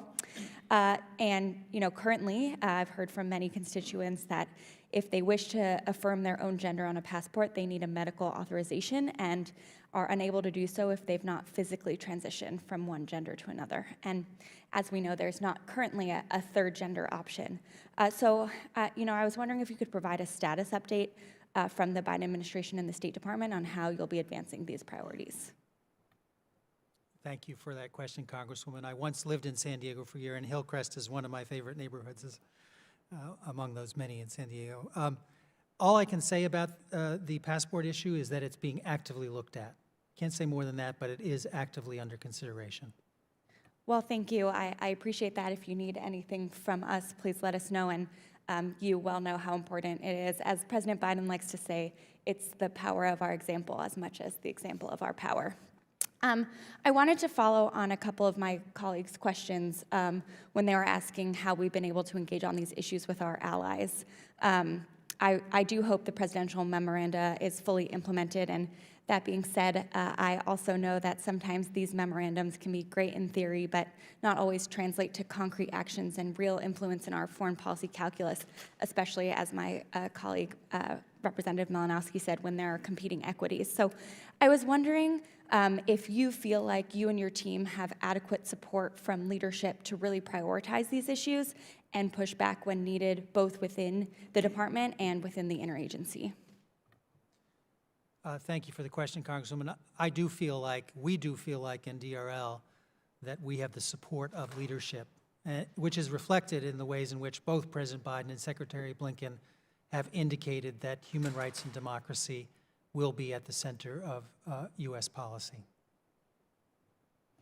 Great. Well, I'm very glad to hear that. I do hope that we'll be able to include this important issue in all of our bilateral relationships. And Mr. Chair, I yield back. Gentlelady yields back. I now recognize Representative Juan Vargas of California, who's the Vice Chair of the Committee on the Western Hemisphere, Civilian Security, Migration, and International Economic Policy for 5 minutes. Thank you very much, Mr. Chairman, and I too want to thank you. I knew that when we all selected you as our chairman that you would take us in great directions, bold directions, and you have, and I really do appreciate it. I too think that this is historic, and I thank you deeply. The only word I would caution you, Mr. Busby, when you praise one part of San Diego, careful, because I represent the other part. Remember to praise it all. I was going to first ask you about how we could work together to help Afro-Latinos, especially from the countries of Central America, gain access to some visas, because the reality is the Black Caucus, the number of members and myself, we traveled to Tijuana and saw how they suffered and how difficult it is for them, the discrimination that they face in Mexico and Tijuana in particular. But I'm going to put that aside just for a second to state the obvious. And the obvious has been stated briefly, but I think it should be stated more openly, and that is, when I first got here, and this is maybe the benefit of going last, I heard the ranking member ask questions about the Uyghurs in China. And I assume that the majority of the Uyghurs are not part of the LGBTQI community. He asked about Christians around the world, and I assume that most Christians around the world are not members of the LGBTQI community. He asked also about Jews around the world, and I imagine they're not the majority of them are not members of the LGBTQI community. In fact, when I look at the subject of this hearing, it says, advancing and protecting LGBTQI rights abroad. That's a subject. And it seems that a lot of our colleagues are afraid even to talk about the subject. And I find that to be very, very sad. One member did from the other side of the aisle, and I want to thank her for speaking squarely and honestly about this issue, because we all should. We should all speak with one voice. These are basic human rights that are guaranteed to every person in the United States and abroad, and we should be together on these issues. I mean, it's something that I find perplexing. I also find perplexing because, you know, in my own family, too, I have a member of my family who's gay. And I'll bet you many members in the family of my colleagues also have members of the LGBTQI community, and for some reason, they're not here asking important questions, and they should be. And I think that that should be pointed out. I hope soon that we will have unity in our country over this issue, because I think it's so important. With that being said, I think it had to be said, I do want to talk to you about Priority 1 referrals for Afro-Latinos. If you think about, and I'm sure you understand already the discrimination that they get for being part of the LGBTQI community. Also discrimination they face because they're of African descent in Mexico, which is Tijuana. What can we do to speed the process along? I know you said it's a little bit out of your bailiwick, but you're a very important person. Or maybe I'll ask Mr. Malinowski, who seems to have a higher rank. What can we do? How can we help? Well, thank you for the question, Congressman. Alas, this is an issue that's outside my purview, but I'm happy to take it back and talk to my colleagues in the Bureau of Population, Refugees, and Migration and the Bureau of Consular Affairs to see what we know about the issue and what we can do about it. Well, you said that earlier, and I'm not going to let you get away with saying it's a little bit out of your purview. We're talking about the LGBTQI community here, and what can you do? How can we work together? It is out of your purview technically, but it's something that I think that we can all work on together. What can we do? I think the main thing that we in my Bureau can do is look at the issue and report on any discrimination, any abuses we perceive with that community, because that reporting then serves as the basis for either the Priority 1 referrals that I referred to earlier or consideration of asylum claims, that type of thing. So we can and will look at the issue. Well, thank you. Make sure we're reporting on it accurately. I think that that's important, and I think you'll find that there's been huge discrimination against this population. In Mexico, an ally, and they have not been treated well. And again, I thank you for being here very much, and I hope that one day we can all speak with one voice. And again, I thank you. But please work on this issue. Please get a report out. Thank you, sir. Thank you, Mr. Chairman. I yield back. Gentleman yields back. I now recognize Representative Brad Schneider of Illinois for 5 minutes. Thank you, Mr. Chairman. And as everyone else has said already, I want to thank you and the full committee for having this important hearing. It is indeed an honor and a privilege to be a part of this historic hearing. My hope is it's not our last hearing on this subject. I want to get your title right. Mr. Acting Principal Deputy Assistant Secretary Busby, thank you for your patience in dealing with us. Mr. Malinowski actually preempted the question I wanted to ask you, which is where are we having successes? Because it's important to talk about the successes we do have in spite of so many challenges as you have highlighted around the world. And maybe I'll take a variation on the theme and ask you, if you would, to expand on the allies that we're working with, as well as the multilateral agencies and NGOs who can support us in advancing the rights of the LGBTQI+ community, and how we might bolster those alliances to have continued successes in the future. Thank you for the question, Congressman. Well, one of the areas where we're working closely with our allies is the Global Equality Fund. Indeed, I think we have 20 some odd partners there, many of them from Western Europe, but not all of them from Western Europe. And I do think one of the ways we can increase attention to this issue and seek to address it is through our collaboration in the Global Equality Fund. The other area is the UN, both at the Human Rights Council in Geneva and in New York. In particular, the work of the independent expert on sexual orientation and gender identity is an area where I think we can collaborate to support his work, which involves both reporting as well as recommendations. So I think finding ways to collaborate in multilateral bodies as well as through foreign assistance are two ways in which we can strengthen our alliances with other countries on these issues.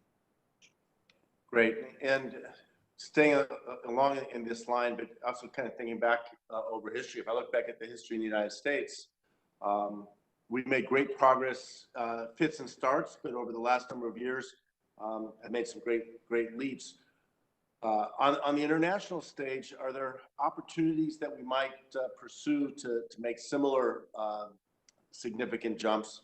And are there organizations or even individuals that we might, in particular, to seek to work with to try to advance that? Well, thank you for the question, Congressman. I'm thinking here, I do think the UN is a great forum in which to advance these issues. We have a new core group in Geneva with which we're collaborating on these issues, and we already have one in New York. And I think finding ways to speak with a unified voice in those fora is important. I also think reaching out to countries that may be in transition on these issues is a very important thing to do. So not simply talking amongst ourselves who are already persuaded of the importance of these issues, but also looking to talk to other countries that may be thinking about making some changes, but are looking to us for advice and support in doing so. Great. And my last question, continuing this theme, are there steps that Congress can take? As others have mentioned, I wish we had a greater bipartisan participation in today's hearing, but are there steps that we can take as a body supporting what you do, but also sending a message to the rest of the world? Well, I do think hearings like this are crucially important in calling attention to the issue, so I thank the chair and I thank the committee for holding this hearing. As I mentioned earlier, I do think engaging yourselves with other governments is really, really critical. It's one thing for the State Department to be raising the issue. That's the sort of official conduit. But when members of Congress in their travels or in their engagements with other countries, other governments, raise these issues, I think it reinforces the fact that this is an issue that the American people care about and that Congress may take action on it affecting that particular country. So I would urge you to raise these issues and to talk openly about them, the challenges we face here in the United States, as well as any experiences you all may have as individuals, as part of your families, with these issues. Thank you. And in my last seconds, I'll echo that and say not only do I believe Congress has a role, but we have a responsibility to speak out and seek to make a difference and defend the rights of all people, but in particular around the world, those who are facing the depression within the LGBTQI community. So thank you. I yield back, Mr. Chairman. Gentleman yields back. Let me thank you, Mr. Busby. Your service and your testimony here today was absolutely tremendous. I'm going to look forward to continuing to work with you for the progress in advancing and protecting the human rights of the LGBTQI plus individuals at the Department of State and around the world. And I thank the administration for noting the importance of in making sure that we're recruiting and retaining diverse diplomatic corps and working groups like GILFA to ensure that LGBTQI plus persons are represented in the Department of State. This is important. I agree with what Ms. Houlihan said, though, also, that it's got to be a message here in the United States, too, that we tell our allies and adversaries all over the world they need to stand up. I am the brother of a gay man. I know, we're different. People are different, except for one thing. We're all human. Every one of us. And we all should have dignity and the rights as a human being. It's tremendously important. It's important for me, especially, because when I think of even our country, the Constitution initially thought of people who happen to be of African descent as 2/3 of a human being. We should know better and make sure that we treat all human beings with dignity and respect. And when we get there, we'll be a better country and a better world. We've got a long way to go, but your work, sir, will help us get there. Thank you for your testimony.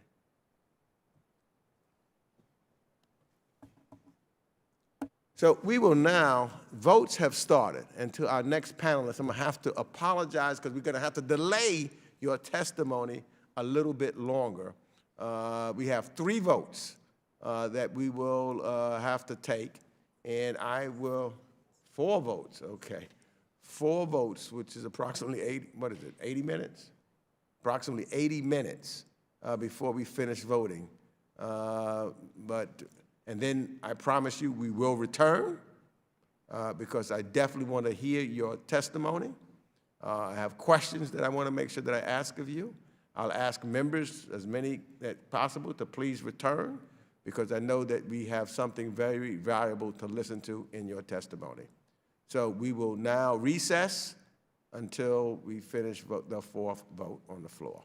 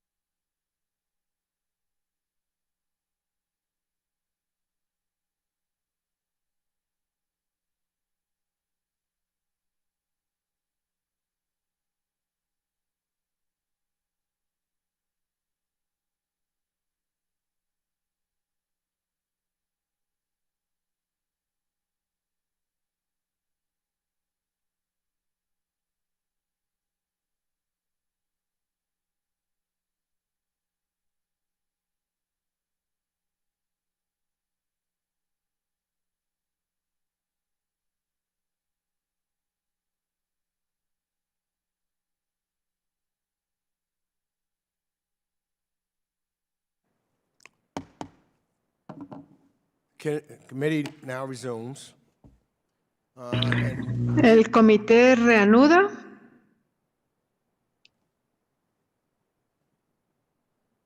Committee now resumes. We were ready to begin with the second panel. So we now turn to the second panel of witnesses for introduction. So please, everyone, turn on your cameras.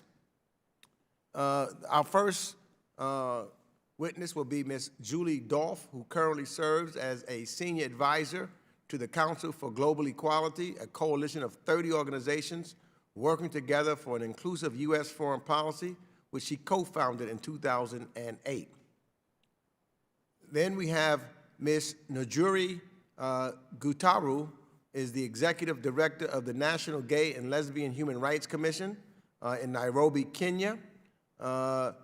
Ms. Njuri is a human rights lawyer with experience working on the protection of minorities in Kenya. The NGLHRC is an organization that engages in strategic litigation in support of rights and protections of LGBTQI plus persons in Kenya. Our third witness is Ms. Isabel Gonzalez, who will have interpreters. Ms. Gonzalez is an activist and a human rights defender working with the Alejandre Collective, an LGBTQI plus organization based in El Salvador, and is a survivor of transphobic violence at the hands of the National Civil Police. The final witness is Mr. W. Cole Durham, Jr., the director of the International Center for Law and Religious Studies at Susa Young Gates University, professor of law at the J. Reuben Clark Brigham Young University Law School. Foreign Affairs.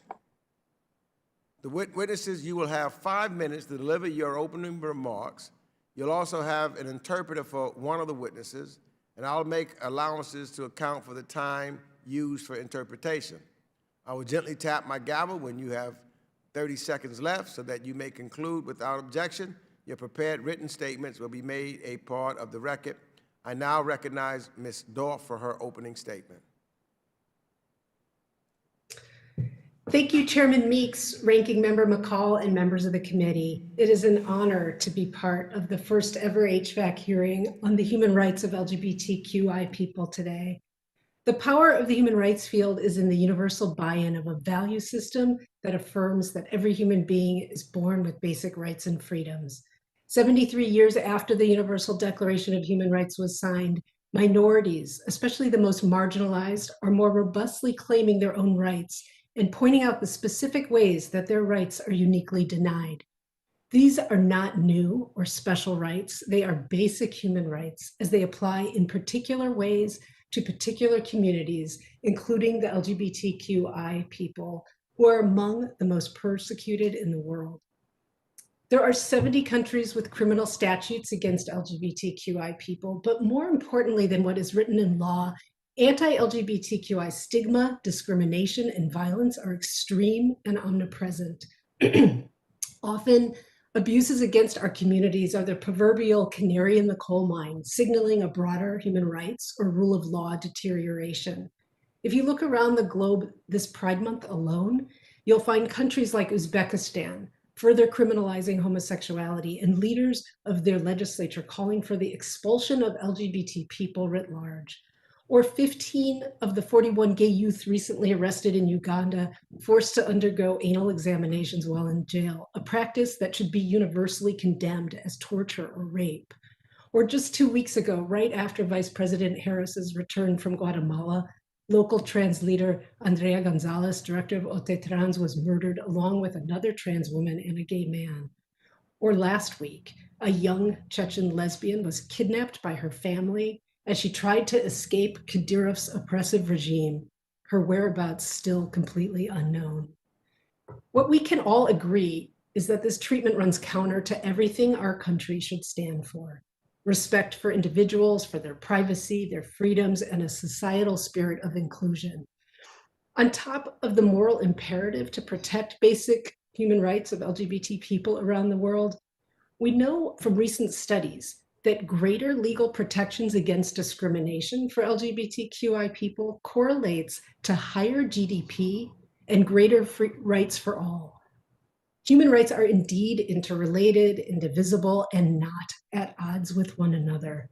Even our former ambassador for international religious freedom, Sam Brownback, near the end of his term said publicly that countries that treat LGBTQI people well tend to also afford greater religious freedom. If you think about it, everyone should want to live in a society that protects and integrates its LGBTQI citizens because it makes everyone safer and healthier. It's good for democracy, and it's also good for the bottom line.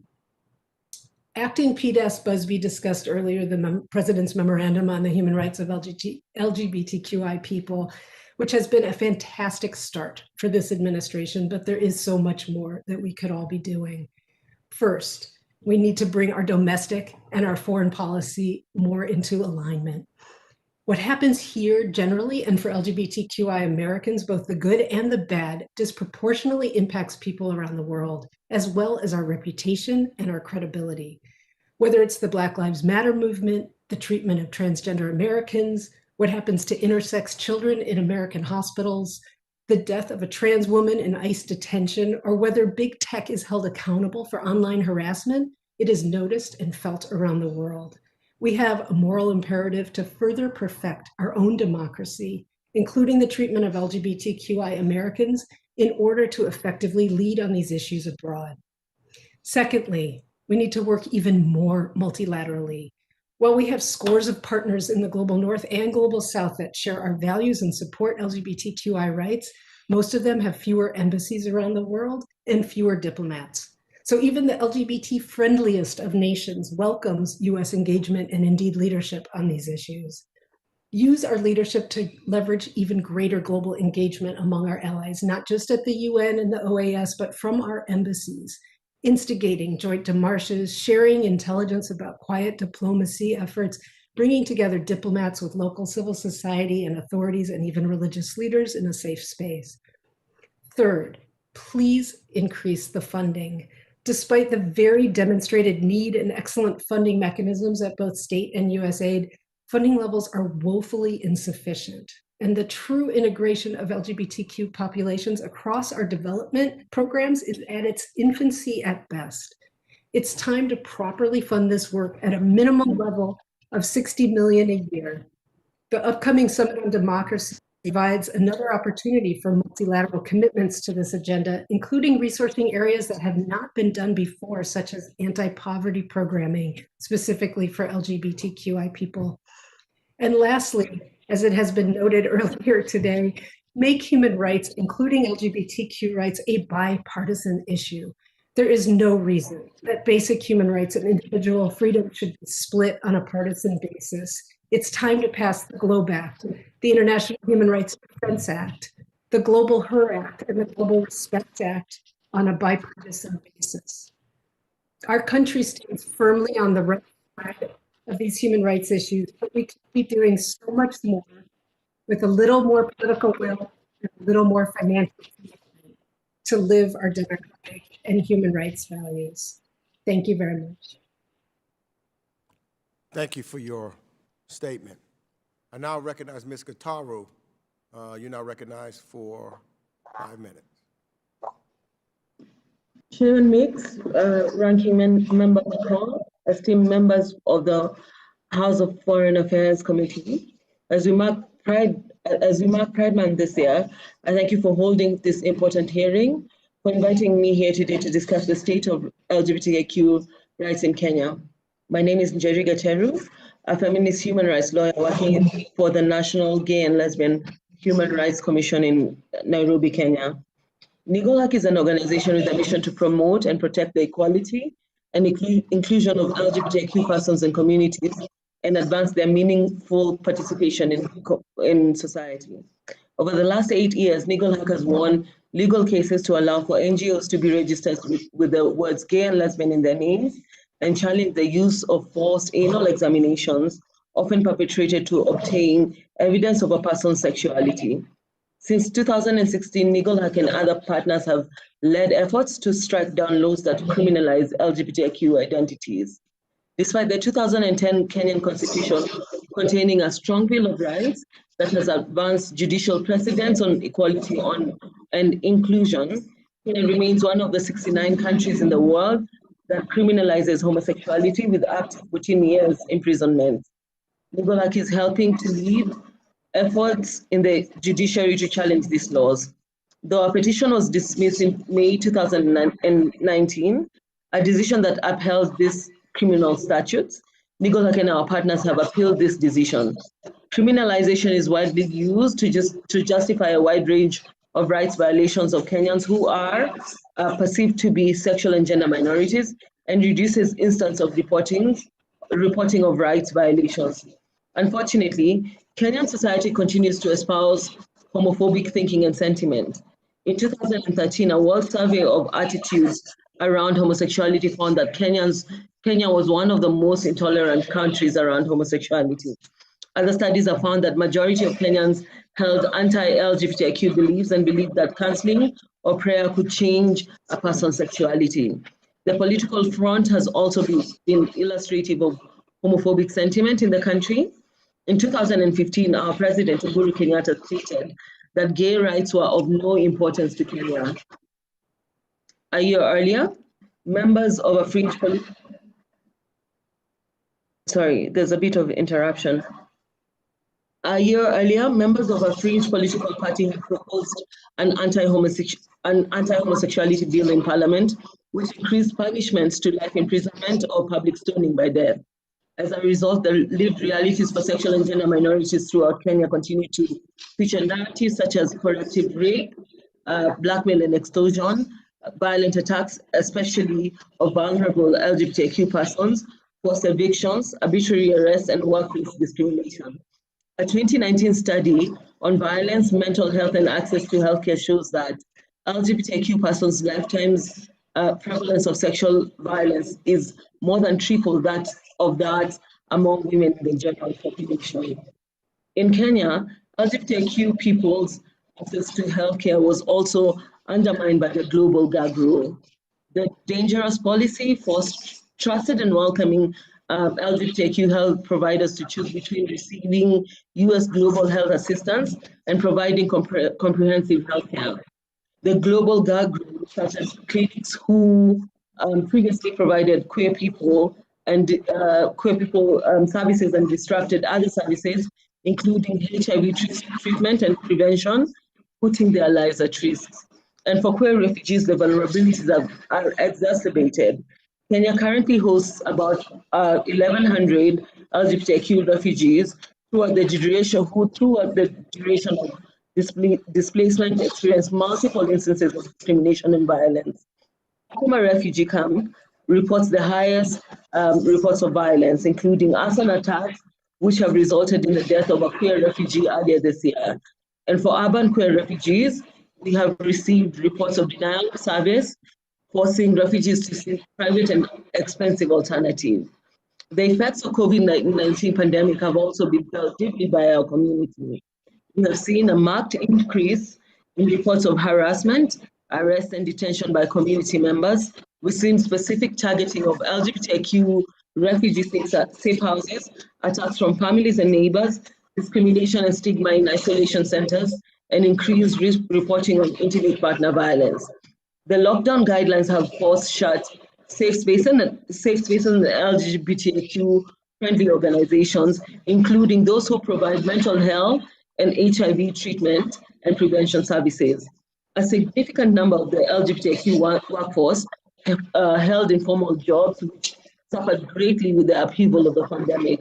We continue to receive numerous reports of evictions, loss of livelihoods, and a lack of humanitarian support available for constituents. LGBTQ advocacy and legal work was greatly affected by the closure of public institutions, including the judiciary, resulting in major delays in our litigation processes. We also experienced a sharp decrease in funding opportunities and other resources for LGBTQ work. As the US considers what role it should play in promoting LGBTQ rights, I would encourage you to, 1, ensure support in multilaterals and embassies. 2, invest in LGBTQ rights programs. 3, uphold non-discrimination in US foreign assistance and tracking organizations that are undermining sexual and reproductive health and rights abroad. 4, increase resettlement for LGBTQ refugees. And 5, permanently replace the global gag rule. Thank you for your time, and I look forward to your questions. I submit the rest of my written testimony for the record. Thank you very much for your testimony, and thank you for your patience. I want all the members to know that in Kenya, it's just past midnight or approaching midnight. I think it's just approaching midnight, and your patience has been much appreciated and your statement much valued. I now recognize Ms. Gonzalez. You're now recognized for 5 minutes.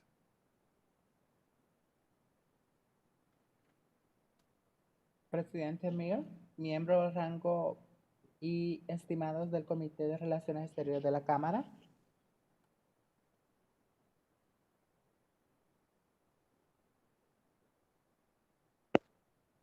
Gracias por tener esta audiencia e invitarme a dar mi testimonio hoy.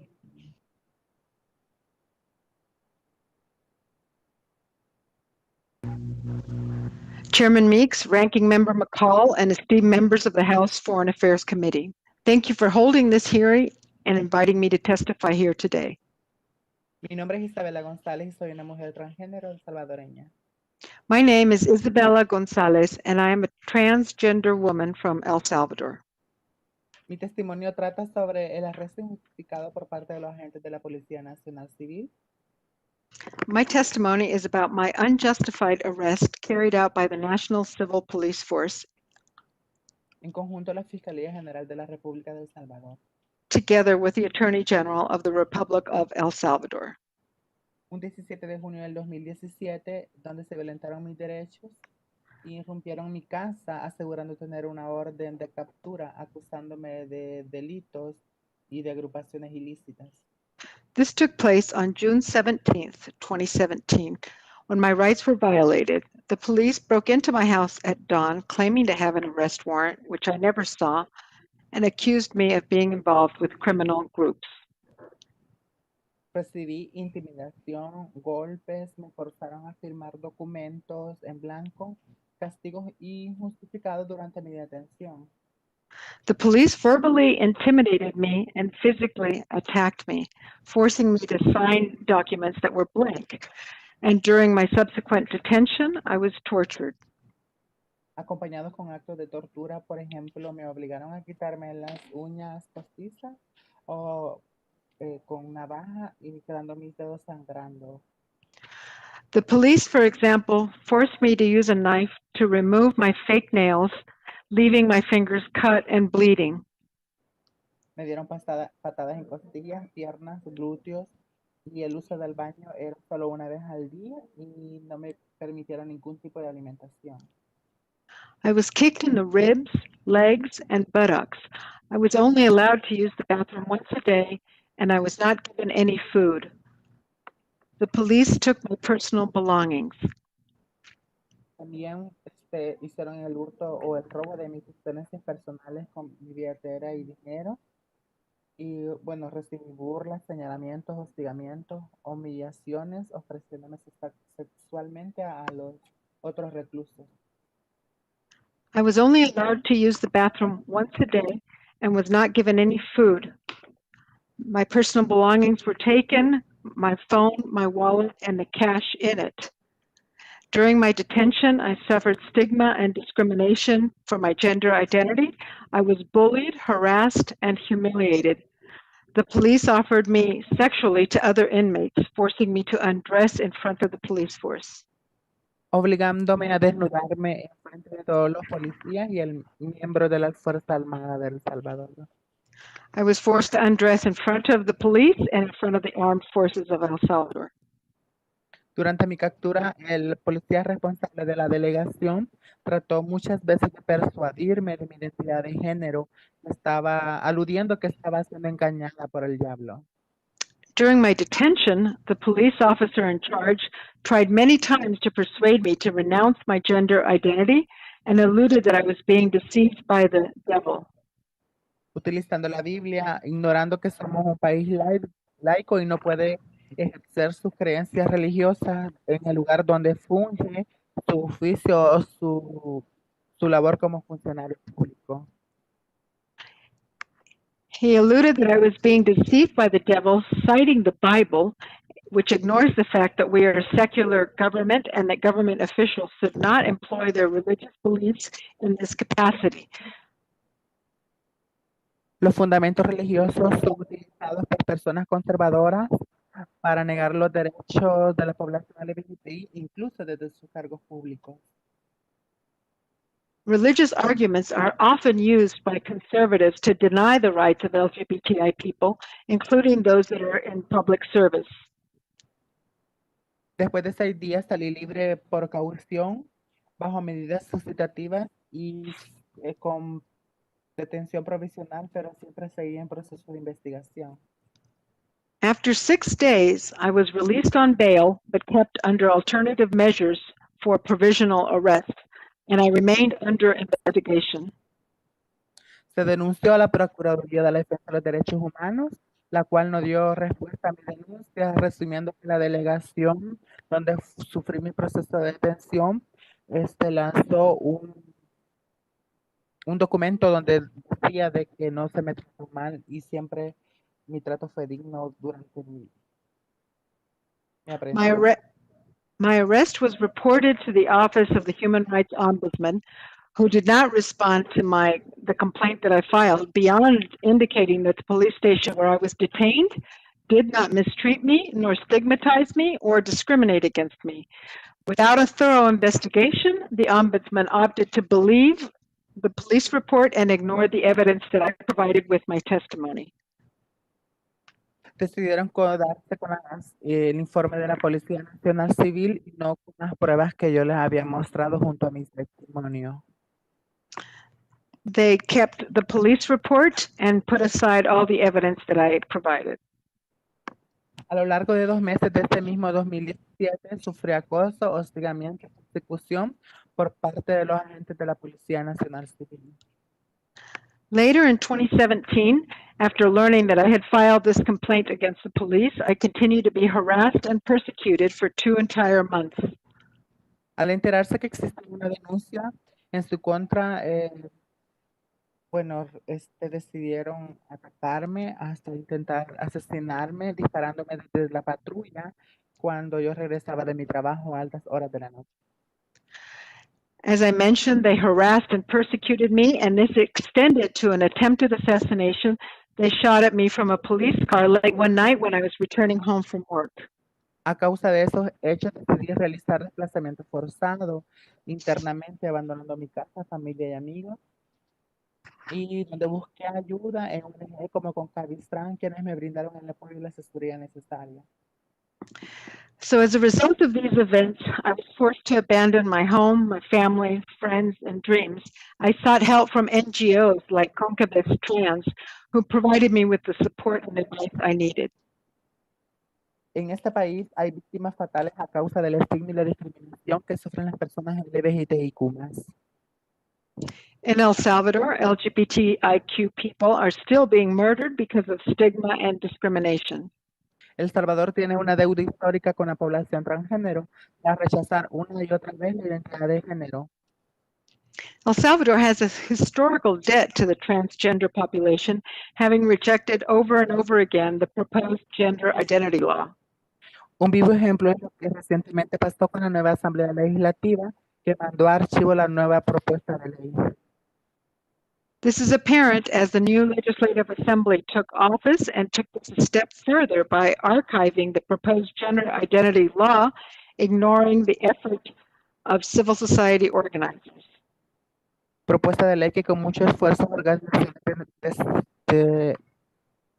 de sociedad civil han trabajado a través de la formación de una mesa de ley de identidad de género. CSOs worked tirelessly to develop and advocate for this passage of this law through the Permanent Working Group for Gender Identity Law in El Salvador. Así como en mi caso, hay muchos casos más. Ejemplo, el caso de Camila Díaz, quien murió a manos de agentes de la Policía Nacional Civil.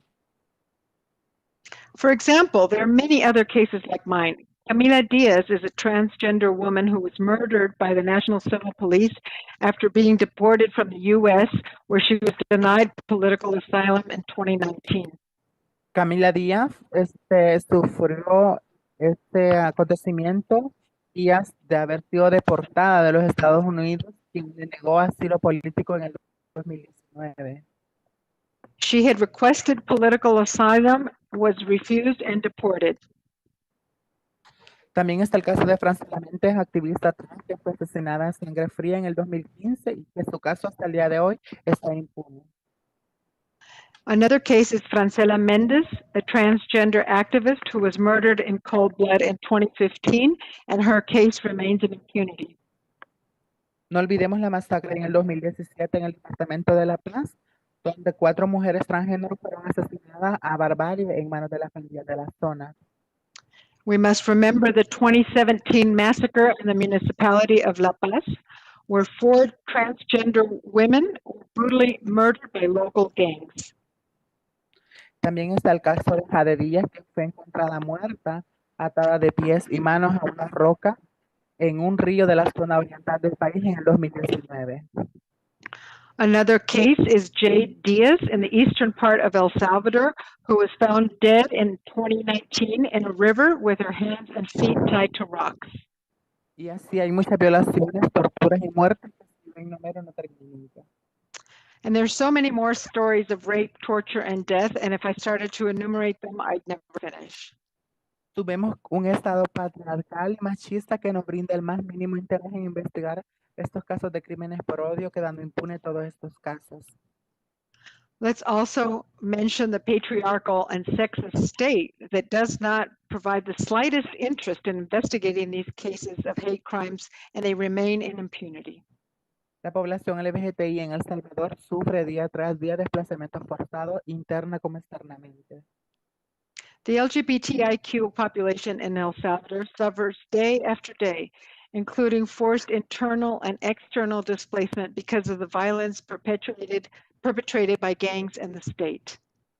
Todo esto a causa de la violencia por parte de pandillas y hasta del mismo Estado, quien nos brinda leyes que protejan y hagan valer nuestros derechos como seres humanos.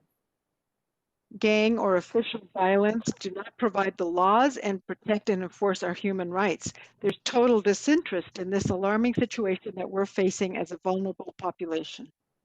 Mostrando desinterés totalmente ante la situación alarmante que estamos viviendo como población vulnerable. There's total disinterest in this situation, and we as a vulnerable population face it on a daily basis. Para este gobierno, la población LGBTIQ en El Salvador no existimos. As far as this government is concerned, the LGBTIQ population does not exist. El gobierno debería aprobar una ley de identidad de género para que podamos tener documentos que reflejen nuestra identidad y no sufrir más discriminación. The government should pass a gender identity law so that we can have documents that reflect our identity and avoid discrimination. También debería impulsar las investigaciones para que las personas que violentan nuestros derechos rindan cuentas, incluso si son personas del mismo Estado, y que nuestros casos no queden impunes. The government should also push for investigations to hold accountable those who violate trans people's rights, including public servants. Everyone should be accountable. Eso sería todo. Muchas gracias. That's all I have to say. Thank you so much. Thank you. Thank you for that brave and powerful Muchas gracias. Muchas gracias. statement. We really thank you for that. I now go to the final panelist. I recognize Mr. Durham for his statement. You're now recognized for 5 minutes. Meeks, Mr. Chairman Meeks, Mr. Ranking Member McCall, and honorable members of the committee. It's an honor for me to appear today as a panel at this historic meeting. At the outset, I want to emphasize that I'm appearing in my personal capacity, and my testimony will summarize the more extensive testimony that I've submitted earlier. We have heard extensive testimony today about the significant problems faced by LGBTQI+ people worldwide. In my comments, I want to focus on how these problems can be addressed in ways that reduce polarization and improve the likelihood of acceptance and implementation reforms. I agree with those who have said today that this is really a bipartisan issue, a broadly human issue. In my remarks, I will be stressing the significance of paying attention to religious rights, but I do so not to disparage LGBTQI plus rights, but because I think that better protection will be achieved by protecting all rights. And I second those who have stressed the importance of doing so. The key from my perspective is to remember that the starting words from our Declaration of Independence, that all men, and women I need to add, are created equal and that they are endowed by their Creator with certain unalienable rights. This ideal is now embedded in the Universal Declaration of Human Rights, the panoply of rights protected under international law, and the constitutional law of most nations. The task is to protect these rights and underline human dignity they respect, not just for some, but for everyone, everywhere. We need to reduce invidious discrimination, but we need to be discriminating about discrimination. Not all forms of discrimination are invidious.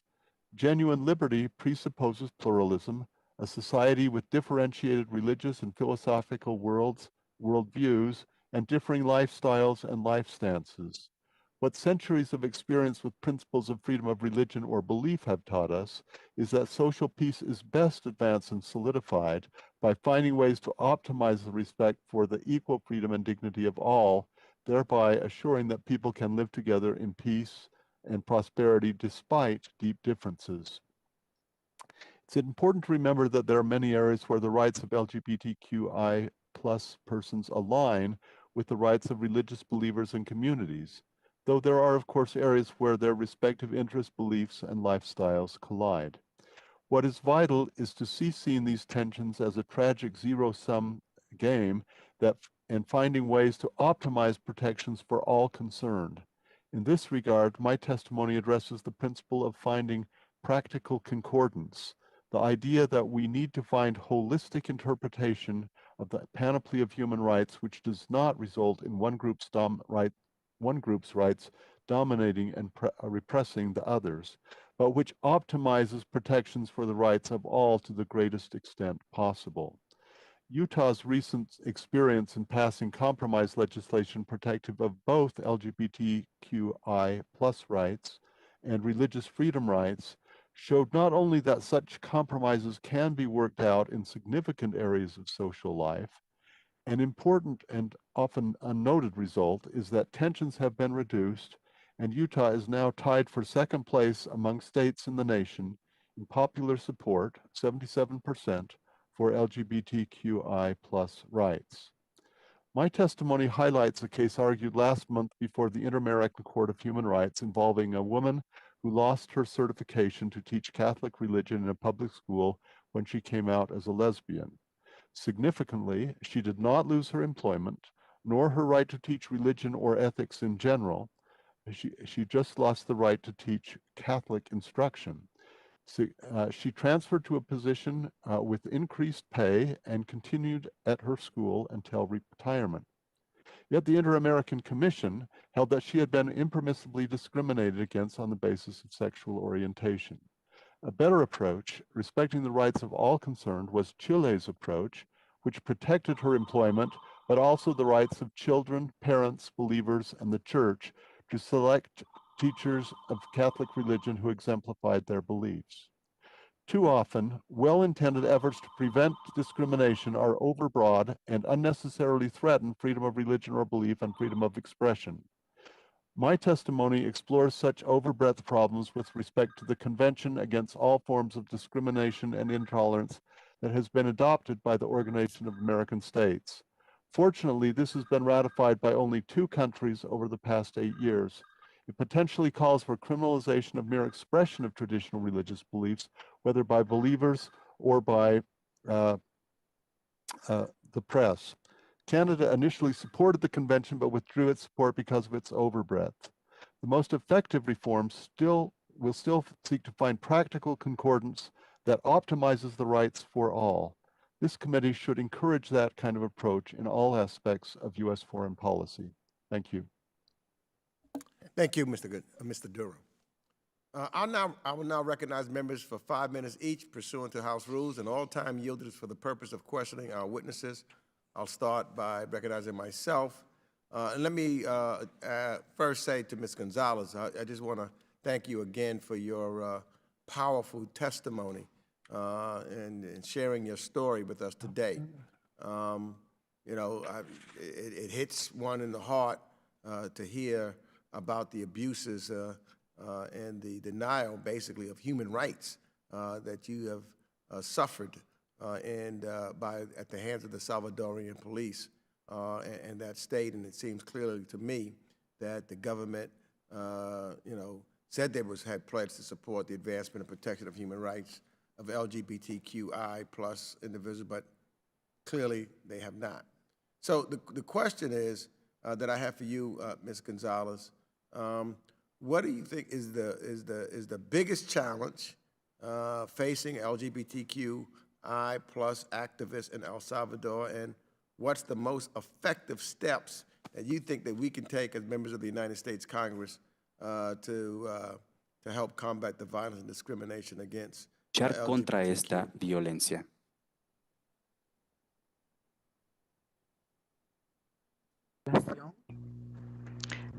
Clearly, the fight for human rights El mayor obstáculo que se da posiblemente faces the greatest obstacle and freedom of expression. We're not allowed to speak our minds.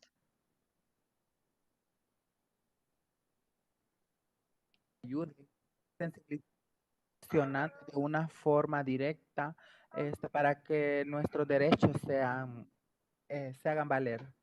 Perhaps the best way to help would be to exert pressure or somehow force our rights to be respected and that we would be able to express ourselves. Claramente no contamos con una ley o leyes que nos protejan como población vulnerable. Entonces, esos son los obstáculos más grandes que nos topamos con el día a día como población transgénero en el país. So clearly, we lack laws that protect us and protect our rights being violated, and I think that's the greatest need that we have as a transgender population in El Salvador. Solamente. Thank you. Let me go to Ms. Dolph real quick. Ms. Dolph, in your testimony, you stated that countries that treat LGBTQI plus people well also afford greater religious freedom. Can you explain or give more context to that statement? Well, I was actually quoting our ambassador for international religious freedom, Sam Brownback, at the end of the Trump administration. And that was, you know, I think just an example of how interrelated freedoms are. Rather than seeing them as oppositional, I think that they more likely go hand in hand. It's been mentioned a number of times today, the difference between more democratic countries versus more autocratic countries. And what is very clear through actual research is that places that treat LGBTQ people better and have more protective laws typically also are more democratic and afford other freedoms, including religious freedom.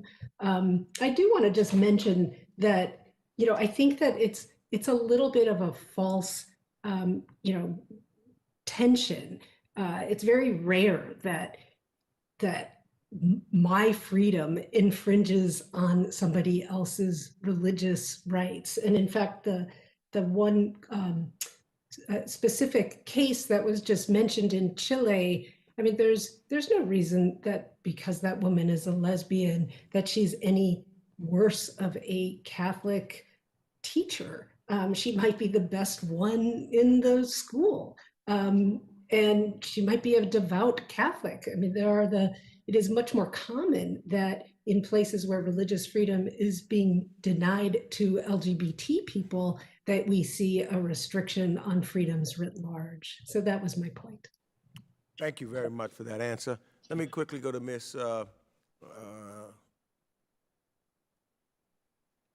Ms. Gaturu, Ms. Gataru. My question to you is,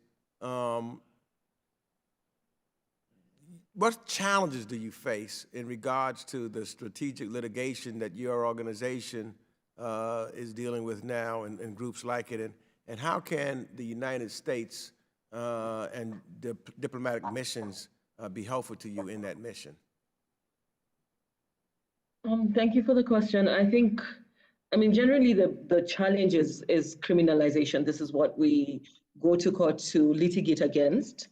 And I think what criminalization that then creates is a system where there's institutionalized homophobia, where you see institutions, the judiciary, the police service, other services that are supposed to be useful and protective of Kenyan citizens, embrace ideals that are anti-LGBTIQ, anti-equality.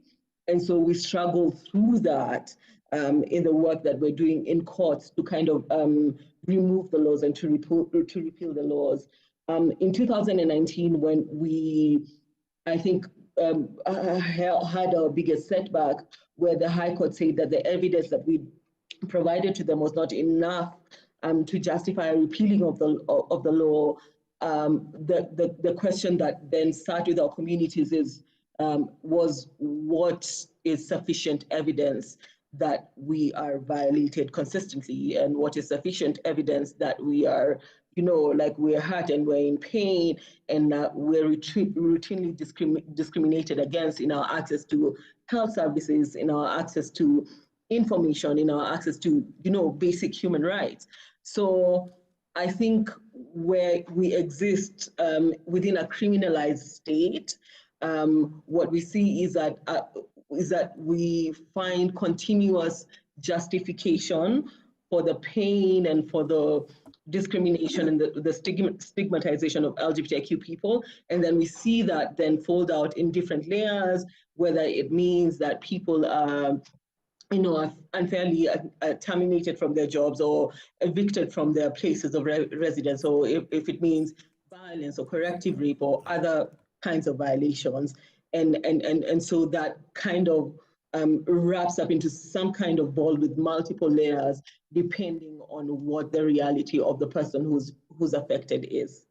Thank you very much, and my time has expired. I'm now going to recognize Representative Bill Keaton for 5 minutes. Thank you, Mr. Chairman. I want to thank the witnesses for their patience, but also the testimony is clearly worth waiting for. I want to recognize Ms. Gonzalez for her courage and what she's gone through, and all the people that witnessed for their commitment. My testimony and my questioning of Mr. Busby in the first panel, I dealt with the issue that even where there are laws, they mean nothing unless there's enforcement. And I think your testimony brought some of those things really to the forefront.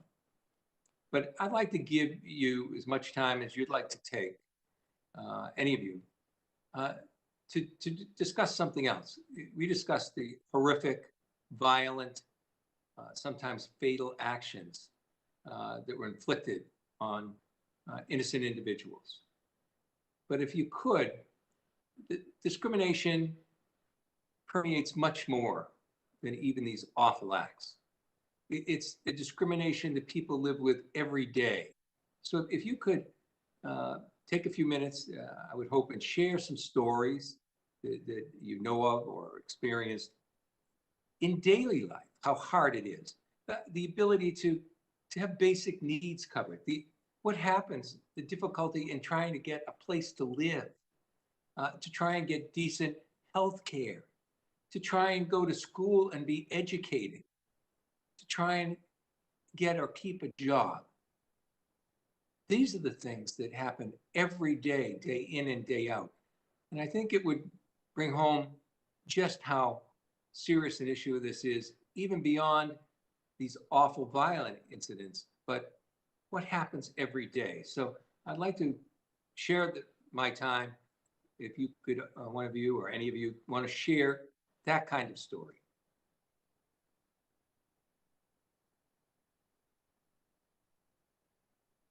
Isabella would like to respond. Does she have the floor? She's recognized, yes. Como mujer transgénera enfermera, graduada As de una a universidad, transgender woman puedo dar and fe a y nurse, and testimonio I graduated from de que school, and conseguir un I trabajo can digno en bear mi witness país to the fact that dignified employment in my country as a transgender woman is uphill. Accessing other services such as health, education, perhaps a transgender woman sees this as a privilege. Our system forces us to deny our gender identity if we want to go to school or work or access health services. In addition, our ID document is not consistent with our gender expression, our appearance. When I go places,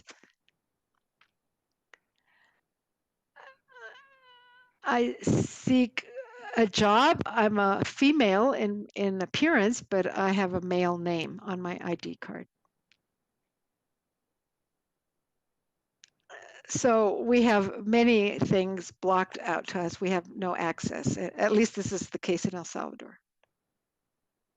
Does anyone else want to comment on some of the?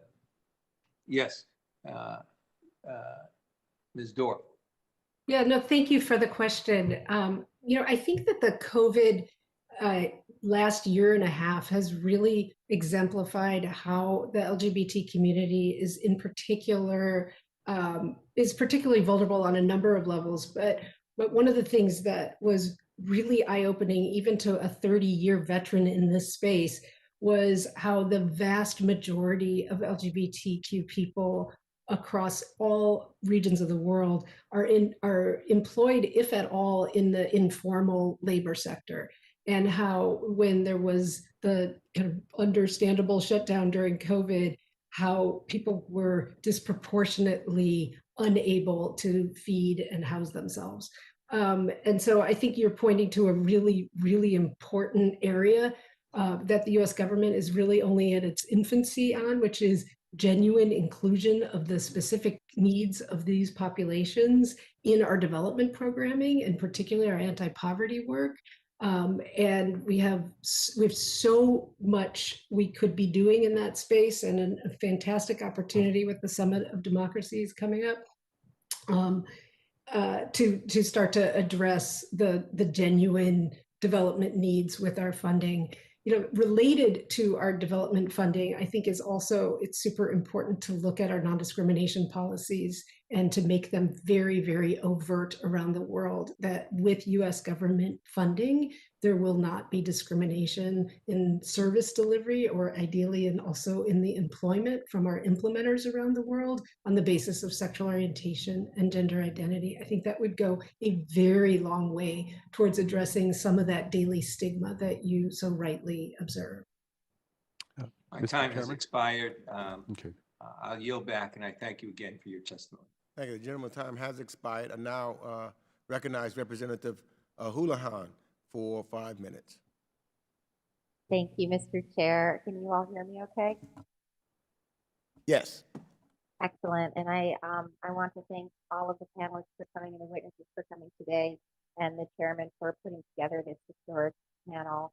I want to echo something that people mentioned in the first part of the panel, which is a real sadness that so few members of the other side of the aisle attended this really important conversation. And I want to say to Ms. Dorf, I really appreciate your very explicit directive in your opening statement, and that the United States really has a moral imperative to further protect our own democracy, including the treatment that we have here of LGBTQI Americans, in order to effectively lead on the issues abroad. It echoes a really important commitment that was made by our President Biden in his February 4th memorandum on Put the mic a little bit closer. on advancing the rights of LGBTQI people around the world for the U.S. We are failing in that mission right now. And in my home state of Pennsylvania, our Republican state legislature voted not once, but twice recently to curb civil rights for our LGBTQI Pennsylvanians. They voted to deny protections from discrimination for the LGBTQI plus community, cementing our regrettable status as the only state in the Northeast that lacks codified discrimination protections based on sexual orientation and gender identity.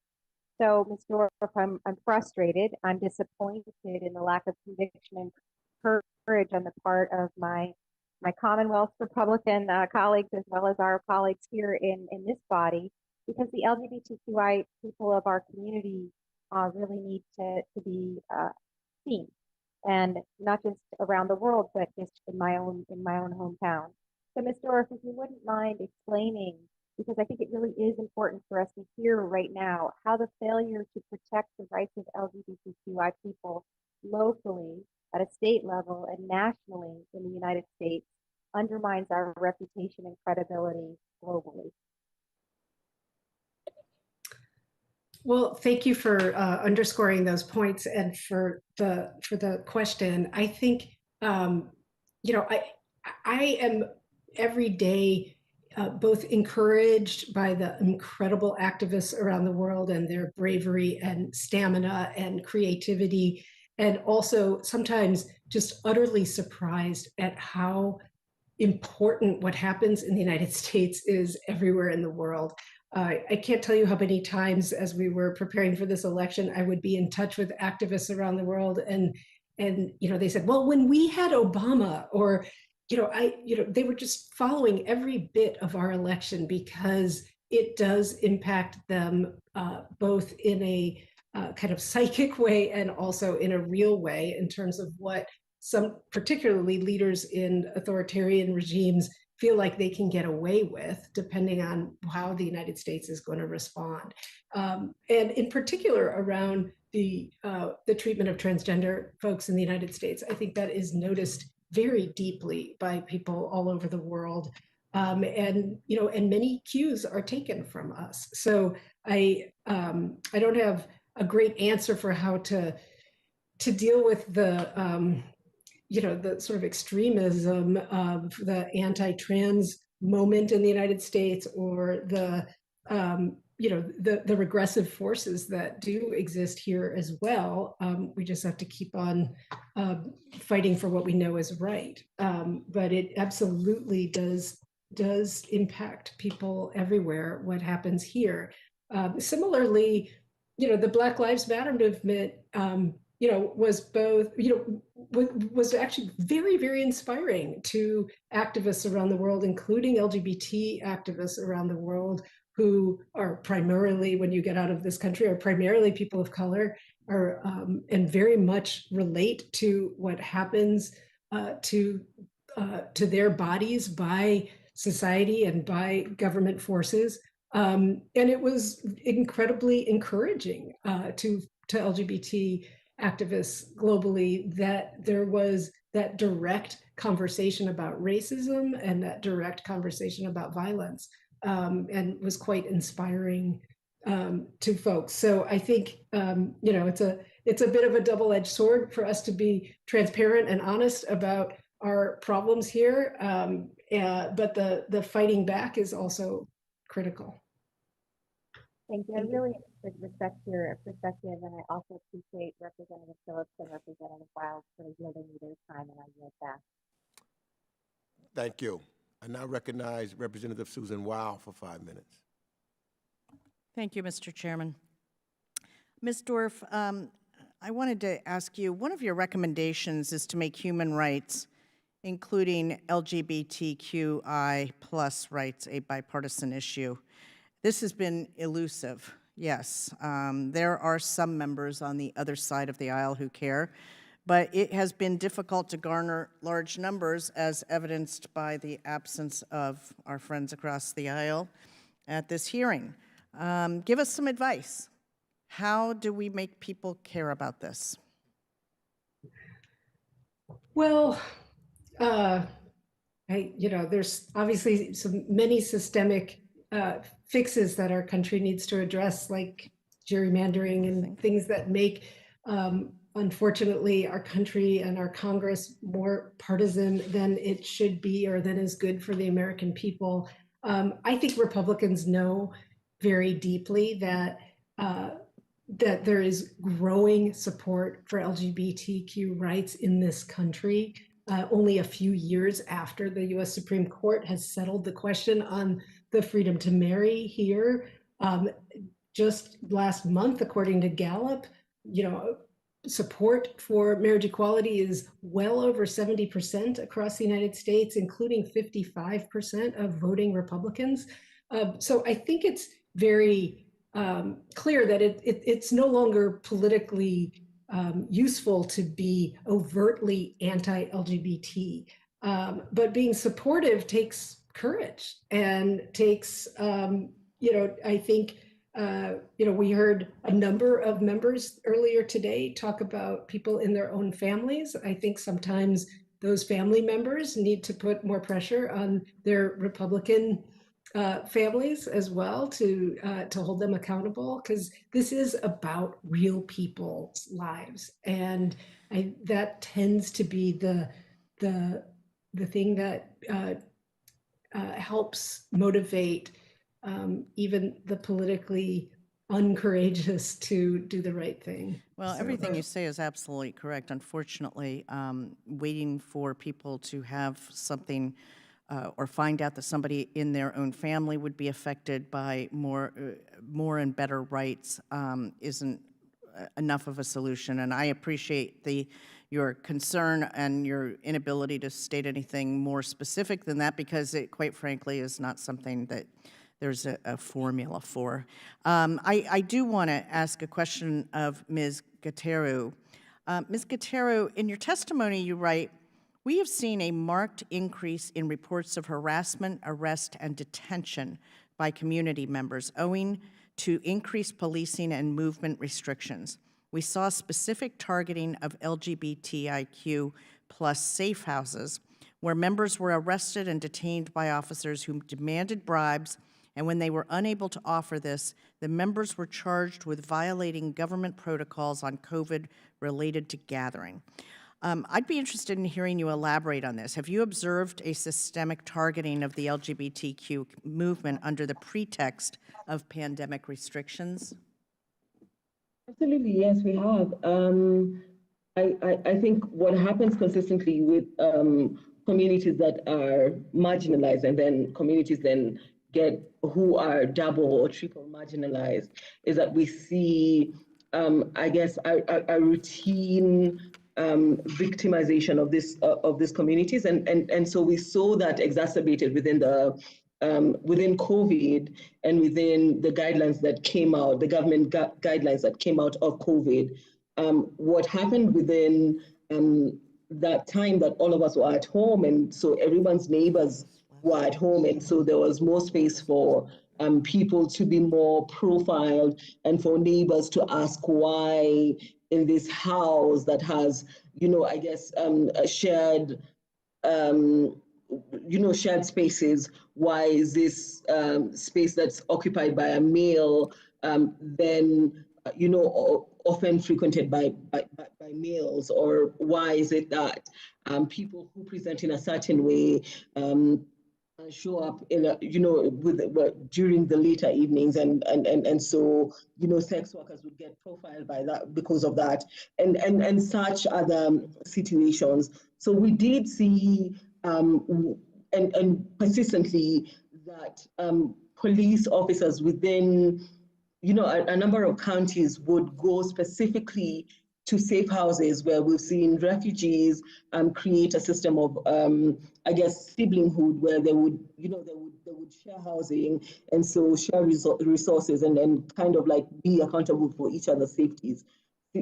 And we've seen police officers go into those spaces particularly and have them arrested and charge them with, where there was no space to charge them, charge them with ridiculous things like contravening COVID guidelines, which wasn't fitting within that space. We've seen other refugees, other LGBTQ refugees be charged with things like existing out of camps, where Kenya recommends that refugees stay within camps, and where they don't, and where they are urban refugees, then there's specific regulations around that. So we've seen that specific targeting. We've seen where, this kind of, communities are brought to court, specific hurdles that are thrown on the way.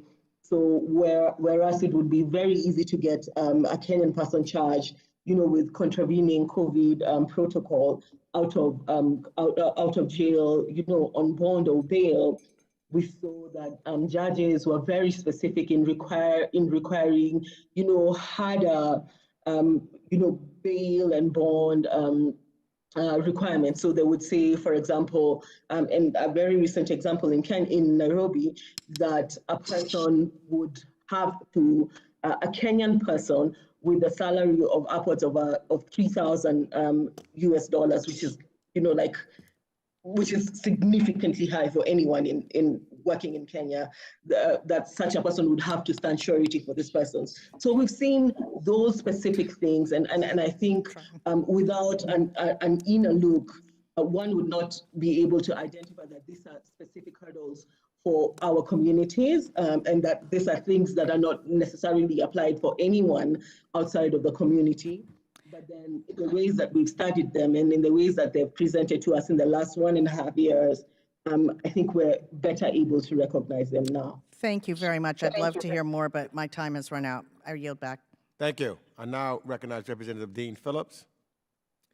Thank you, Mr. Chairman, and most importantly, thank you for holding this hearing. As I said earlier, this committee was established in 1822. 200 years have passed, almost, and this is the first time that this committee is holding a hearing relative to the international rights of the LGBTQI plus community, and I want to salute you for that and point out to my colleagues that there are 195 sovereign nations in the world, 195 nations, 76 of which, 76 countries still criminalize consensual same-sex relationships. We have a far way to go, and I want to thank our wonderful witnesses today for sharing your perspectives and, most importantly, your personal stories. It means the world to us, and we have your backs.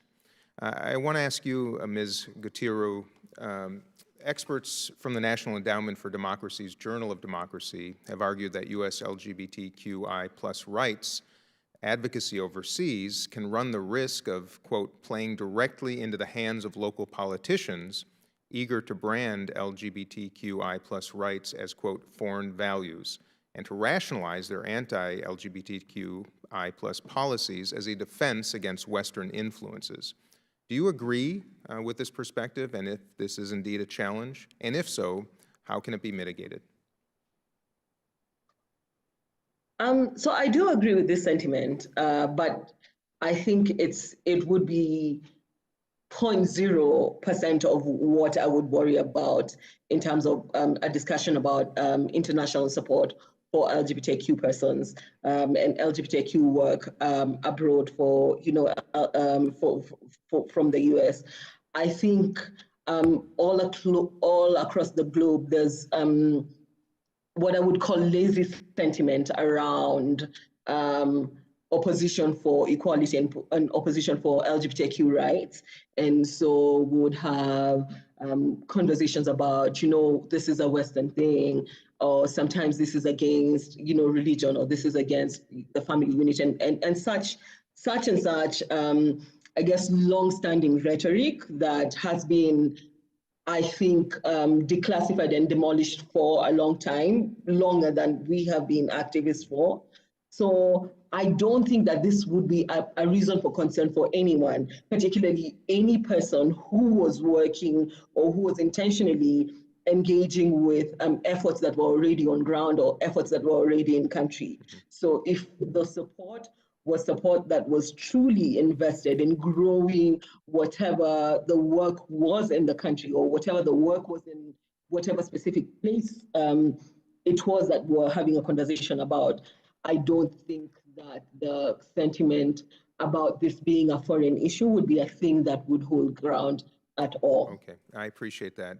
I also want to ask you about to what extent U.S. agencies are adapting their programs to fit local contexts and conditions, and to what extent are state and other U.S. agencies reaching out specifically to the LGBTQI plus populations in various countries to help inform their programs and generate perspectives? I think my friend and colleague Julie would have a better answer than me in this in this matter. Okay. Maybe Ms. Dorff, just because. Okay, if that's yes. and I appreciate it. If I just reclaim a little time, Ms. Dorff, if you might answer that question, I'm very curious how state and our agencies are reaching out directly to communities to inform and illuminate their policies and programs. You know, overall, I think they do a pretty good job. Our diplomats are usually there for the right reasons and are good listeners and smart, effective diplomats. But it is a little bit uneven out there in the field. And certainly because, in particular, I think because of the fairly quick rotation that occurs, which is great for a diplomat's career. But if you're an activist in a country, like all of a sudden your point of contact is gone and it might take another, 8-10 months before you've reestablished your relationship with the embassy. So I think all the embassies could do just a little bit better job. And I think our training around working with civil society could be a little bit more robust. But overall, I think they do an excellent job, and they often know things going on the ground that we don't know back here in the US. So with just 10 seconds left, anything that Congress, we here on this committee, or the Congress more broadly can do to support those efforts? Pass the GLOBE Act. Okay. All right. I like quick answers. Thank you. I yield back. That's a great answer. I now recognize Representative David Cicilline for 5 minutes. Mr. Chairman, I think Ms. Jacobs was going to go ahead of me because she has another commitment, and I'm happy to allow her to do that. She's still on. We, of course, will hear from the gentle lady from California, Ms. Jacobs, for 5 minutes. Well, thank you, Mr. Chair, and thank you, Mr. Cicilline, for all of your work on this issue and for letting me go first. I would also like to thank Ms. Dorff and Ms. Cotero and Ms. Gonzalez for being with us and for sharing your stories and all of your work. But I'd like to direct my question actually to Professor Durham. In your testimony, you said that you will focus on how best LGBTQ plus rights can be advanced and protected. And, I find it interesting as someone who's not part of the LGBTQ plus community that you feel strongly that you're best positioned to describe to this committee how the rights of the community should best be advanced and protected. And I actually think, as an ally myself, that those of us outside of the community have a lot to learn from LGBTQ plus folks, such as those who spoke on the panel today. So, Professor Durham, I wanted to ask you, what have you learned from the testimony today, and have any of the statements from your fellow panelists broadened your view at all? Yeah. Thank you for the question.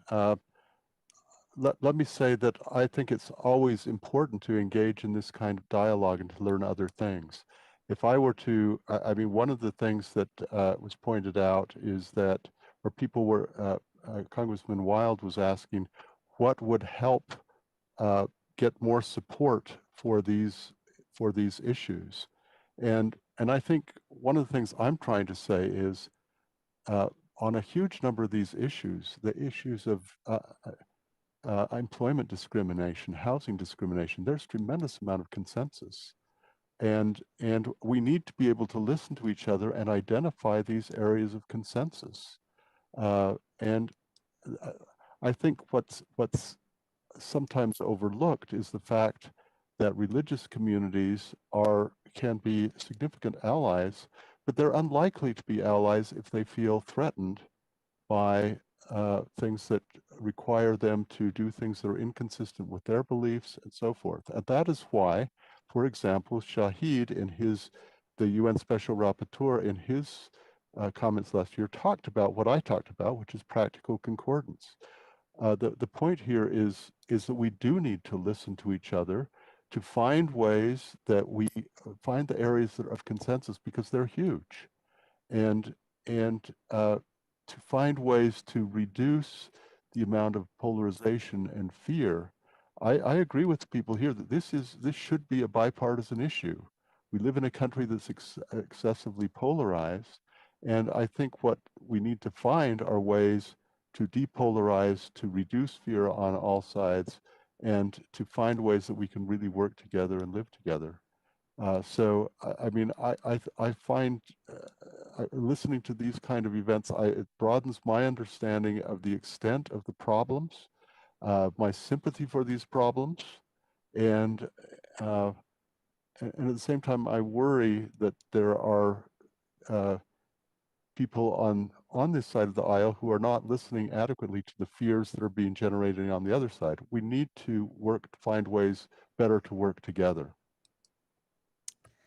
Well, I will definitely agree. We need to find better ways to work together, and I'm glad to hear that this conversation has broadened your understanding. As a religious minority myself, I take religious freedom very seriously, and I don't think that making sure that our LGBTQ plus siblings have all of their rights infringes in that in any way. But I will let my colleague, Representative Vargas, talk more about the religious implications. And Mr. Chair, I'll yield back. Thank you. The gentlelady yields back. I now recognize Representative David Cicilline for 5 minutes. Thank you, Mr. Chairman. And I again want to say thank you for your leadership and for convening this really historic hearing. And thank you to our witnesses for your very powerful testimony. Ms. Gonzalez, I think we're all horrified to hear what you endured. And sadly, we know that experience has happened to so many members of our community. And I hope this hearing not only raises the conscience of our own country, but people around the world to our collective responsibility to continue to be champions for human rights and the respect of every single individual, and particularly the plight of the LGBTQI people around the world. So thank you for sharing your testimony today. Ms. Dorff, we've had the opportunity to work together a lot in the Council of Global Equality, and thank you for the great work that your organization does. One of the things that I'm very alarmed about, and I think we're seeing it all over the world, is this sort of, democracies, backsliding, and the use of marginalized communities like the LGBTQI plus community as an explanation for all the things that are wrong in society. And so, what are ways that we should be thinking about civil society, working with civil society as a government in places that are really hostile to LGBTQI rights? And what's your advice about how we can be effective advocates for the LGBTQI community while maintaining what are sometimes important strategic relationships, and the kind of lessons you've learned in your work? Well, first of all, thank you for your leadership on these issues for many years, and for our partnership, as well as other members on this committee. And I think that that's a tough question. I think that there was a point that was made earlier in the first panel about the role of U.S. anti-LGBT forces working abroad. I think that's something we could do more of to curtail. I think that would be helpful to our civil society partners around the world who are dealing in a very real way with opposition forces, local opposition forces that are supported financially and with other kind of resources by what I would call extremists in this country. I think in general, the sort of the backsliding on democracy and the anti-LGBT intersection with other forms of extremism, whether it's anti-Semitism, whether it's white nationalism, what's increasingly labeled anti-gender ideology, like we're just seeing in Hungary, but we've also seen in Florida, those, we can do more as a country to disrupt those transnational phenomena. I also think, I go back to my point about increasing the funding. I think, those civil society groups need more support. And I appreciated Pete S. Busby's point about there being a little bit more than 10 million that the Global Equality Fund has to give away in this current fiscal year, but we'd really like to see that at least tripled to meet some of the needs. And lastly, Isabella's incredibly powerful testimony and the question about what's going on in the Northern Triangle and those drivers of migration. I mean, those should be top priorities for investment and support is to communities in those countries. Thank you very much. And Ms. Gederu, my last question is, I think we look at the population in many African nations and the kind of youth, the young population. And I think, we all look at that as an opportunity to kind of bring about some real change in attitudes about the LGBTQI community through young people. And I wonder if you have any advice about how we can best ensure that places like Kenya can present a real opportunity to work through young people to help make Kenya and places like Kenya a more welcoming, safe place for members of our community. I think my answer would be twofold. One, it would be to support the removal of structural barriers for young people in achieving the things that we're working towards. So, for example, criminalization, I'll keep going back to criminalization of homosexuality, not only affects us, but also the generations to come, and justifies the continuous violence against LGBTQ people, therefore narrowing the possibilities of young people to have futures or to engage in specific spaces. Sorry, I'm pausing because I see. Can you hear me? Can you see me? Yeah, yes, I can. Oh, absolutely. Okay, thank you. I was worried about that. But basically, what I'm saying is that criminalization is not only a barrier to us who are activistic now, but also the future generations that are oncoming, right? And the second thing would be to harness the opportunities and to harness the tools and the equipment that we have now to harness technology to make use of an enabling constitution that Kenya now has to reach for greater goals, so that our realities are not the same as they were 10 or 15 years ago. And I think there are specific points at which support would be easily latched on the fact that we have such a wide and a progressive Bill of Rights, latch on to the fact that we are finally seeing an independent judiciary, latch on to the fact that we are finally working from a point where we have movements that are formalized, that are technical, that are engaging at a global space. There's so many opportunities, and I think it only needs to put your ear to the civil society or to the organizations that are working in these spaces at this point. And I think that it would be exponential, the things that we'd be able to do then.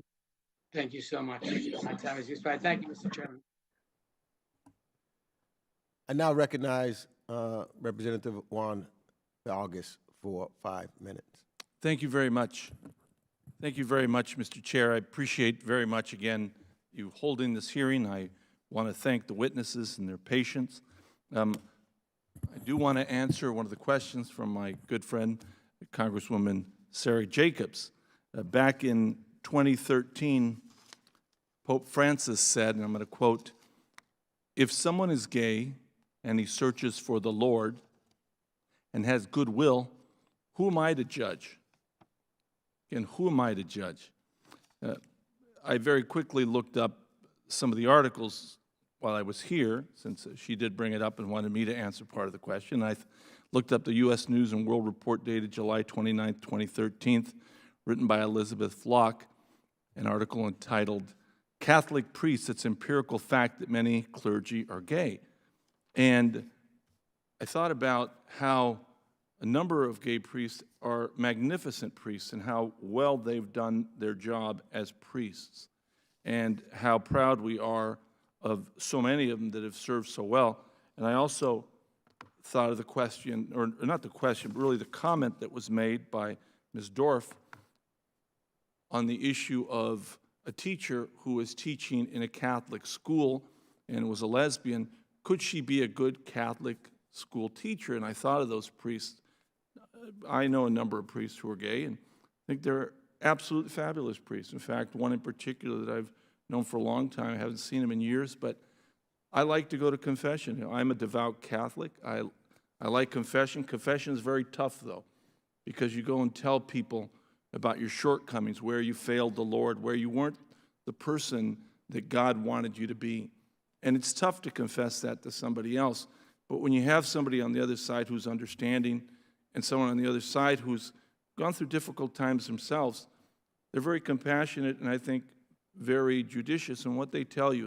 And again, I thought about that as my good friend Sarah Jacobs made that comment. So now that I've finished answering her question, I'm going to go to my question. And my question is this. We have a new administration. We have a new administration, and some of the comments that I heard here were, you know, we have Obama, this is great, you know, things are changing. Well, we have a new administration. I know that my good friend Dean Phillips started on this question, but I would ask, how have things changed at the State Department? How are we doing better now that we have a new administration? And I would start with Mrs. Dorff. Ms. Dorff. Ms. Dorff, are you there? Yes, thank you. Hi.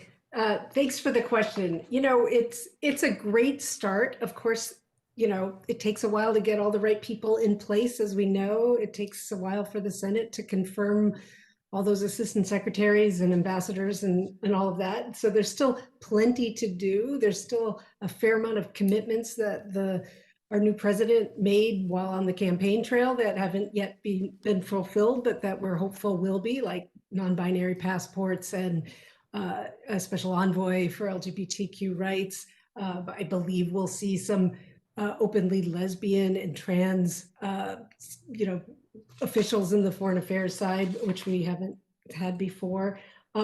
We have some promises around refugee rights that still need to be enacted.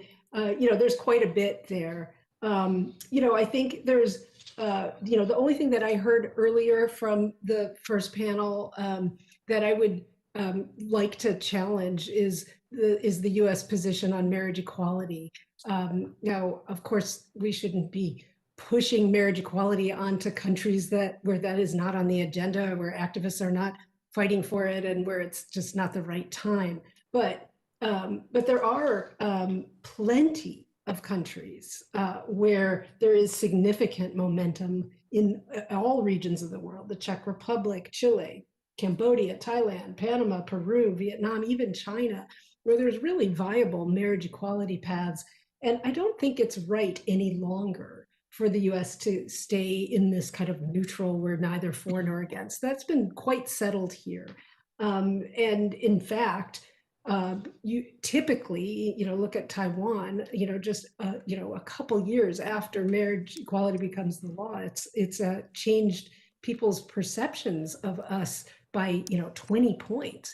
Like, these are really powerful tools to change hearts and minds and to get to some of that peace and acceptance among different people that you know, has been lauded here today. You know, there's still plenty to do, and again, I'm gonna reiterate my point about increasing the budget to be a little bit more in line with the degree of totally documented persecution that comes out every single year in the annual human rights reports from the State Department. I think that there's a point in the presidential memorandum about swift and meaningful responses to abuses. There's plenty of that to do still, but there's a few things we could do better and more robustly. I mean, decriminalization, getting rid of sodomy laws, as Jerry's work in Kenya is so important.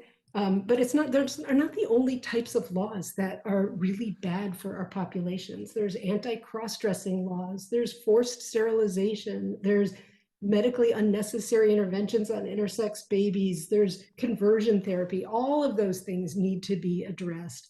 And simultaneously, I've gone over a little bit here, so I should note that, so to make sure that the next people have some more time. I apologize, but my No, I time has apologize. expired. But I really do appreciate, and I heard you earlier about rotation and better training. Thank you very much, Mr. Chair. I know my time has expired. Thank you. And I recognize Representative Joaquin Castro for 5 minutes. Thank you, Chairman, and thank you to our panelists on both panels now for your testimony today. And Ms. Dorff, I want to ask you a question. You know, last year, Congressman Raskin and I worked with you and your organization to combat the Trump administration's efforts to undermine LGBTQI plus rights through the creation of the Commission on Unalienable Rights. With this commission, the Trump administration intended to weaken the longstanding bipartisan commitment to human rights principles in U.S. foreign policy and to inaccurately interpret U.S. obligations under the International Human Rights Framework. And thankfully, the Biden administration has reversed this policy and upholds the fact that LGBTQI plus rights are human rights. And I wanted to ask you, why does it matter that the United States stands up for LGBTQI plus rights in our country and in our foreign policy? So both domestically here, of course, but also around the world. And how does that affect norms and human rights internationally? Well, thank you for the question, and also thank you so much for your leadership as we've been working together for the past few years. It is so important that legislators such as yourselves hold our government, whether it's Republican or Democratic, hold our administration accountable for the things that they're supposed to be doing, and we really appreciate that. You know, the Commission on Unalienable Rights, thankfully, you know, is over, and you know, unfortunately, that that draft report got translated into many languages and was distributed fairly widely, and you know, whether it's no longer U.S. policy or not, it's still out there, and I think there is still some unfortunate damage that was done through you know, lifting up this concept of some rights being more important than others, or that national interests can actually usurp or national histories can usurp the universality of human rights. I think those are really dangerous concepts to be out there, you know, having been validated by the last administration. But you know, to the question of how important is what the U.S. Stands for, you know, it's critically important. I mean, it's critically important that we participate in the appropriate multilateral human rights spaces and make sure that that is where international norms are set, not by us unilaterally. And nonetheless, for better or for worse, this country has incredible power and prestige and disproportionate sway in the world. And so we have to use that well, responsibly, and wisely, and for the betterment of real people's lives. And so, you know, thank you for all of what you do to make sure that our foreign policy is truly inclusive and displays our values. No, well, thank you for all of your work. And I asked the question earlier that at least one of the questions, perhaps there was another one as well, that elicited the response on marriage equality and the U.S. position on advocating for it around the world. And I agree with you, especially because for several years now, this has been a decided issue domestically within the United States that I think we ought to be helpful in terms of our foreign policy, our diplomatic work in countries where there is momentum, at least as you mentioned, for marriage equality, to be helpful in pushing for that. I think that that's something that we should work through our State Department and our diplomats. And so I'd be glad to follow up with y'all on that as well. With that, Chairman, I yield back. Thank you. Thank you. The gentleman yields back his time. And look, I want to really thank all of our witnesses for your time, your testimony, for your, you know, passion. Sometimes when you are living history, you don't realize the significance and the importance of what you're doing on a regular basis.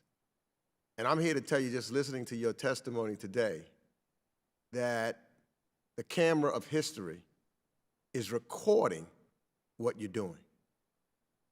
because you're going to make this place that we call Earth a better place. You're going to make governments all over the world a better place because you're standing up for human rights. And that's what it's about. And we've got to do it. Dr. Martin Luther King Jr. used to say, injustice anywhere is a threat to justice everywhere. If we don't stand up for human rights for individuals who are LGBTQI plus today, then anybody who's human is in danger of not having the opportunity of self-respect, dignity, equal opportunity. And the loss of that will be to all of mankind because the contributions that individuals will make to us who are from the LGBTQI plus community is significant. Think of all the differences that we've had of folks throughout time. Had we not accepted other individuals who may not be exactly like us, there would have been a loss for humankind. You are creating and making history. And I really want to thank you for that. I want to thank the role that of organizations like the Council for Global Equity and the American Jewish World Service and Human Rights Watch and many others that support the work for folks for human rights on the ground.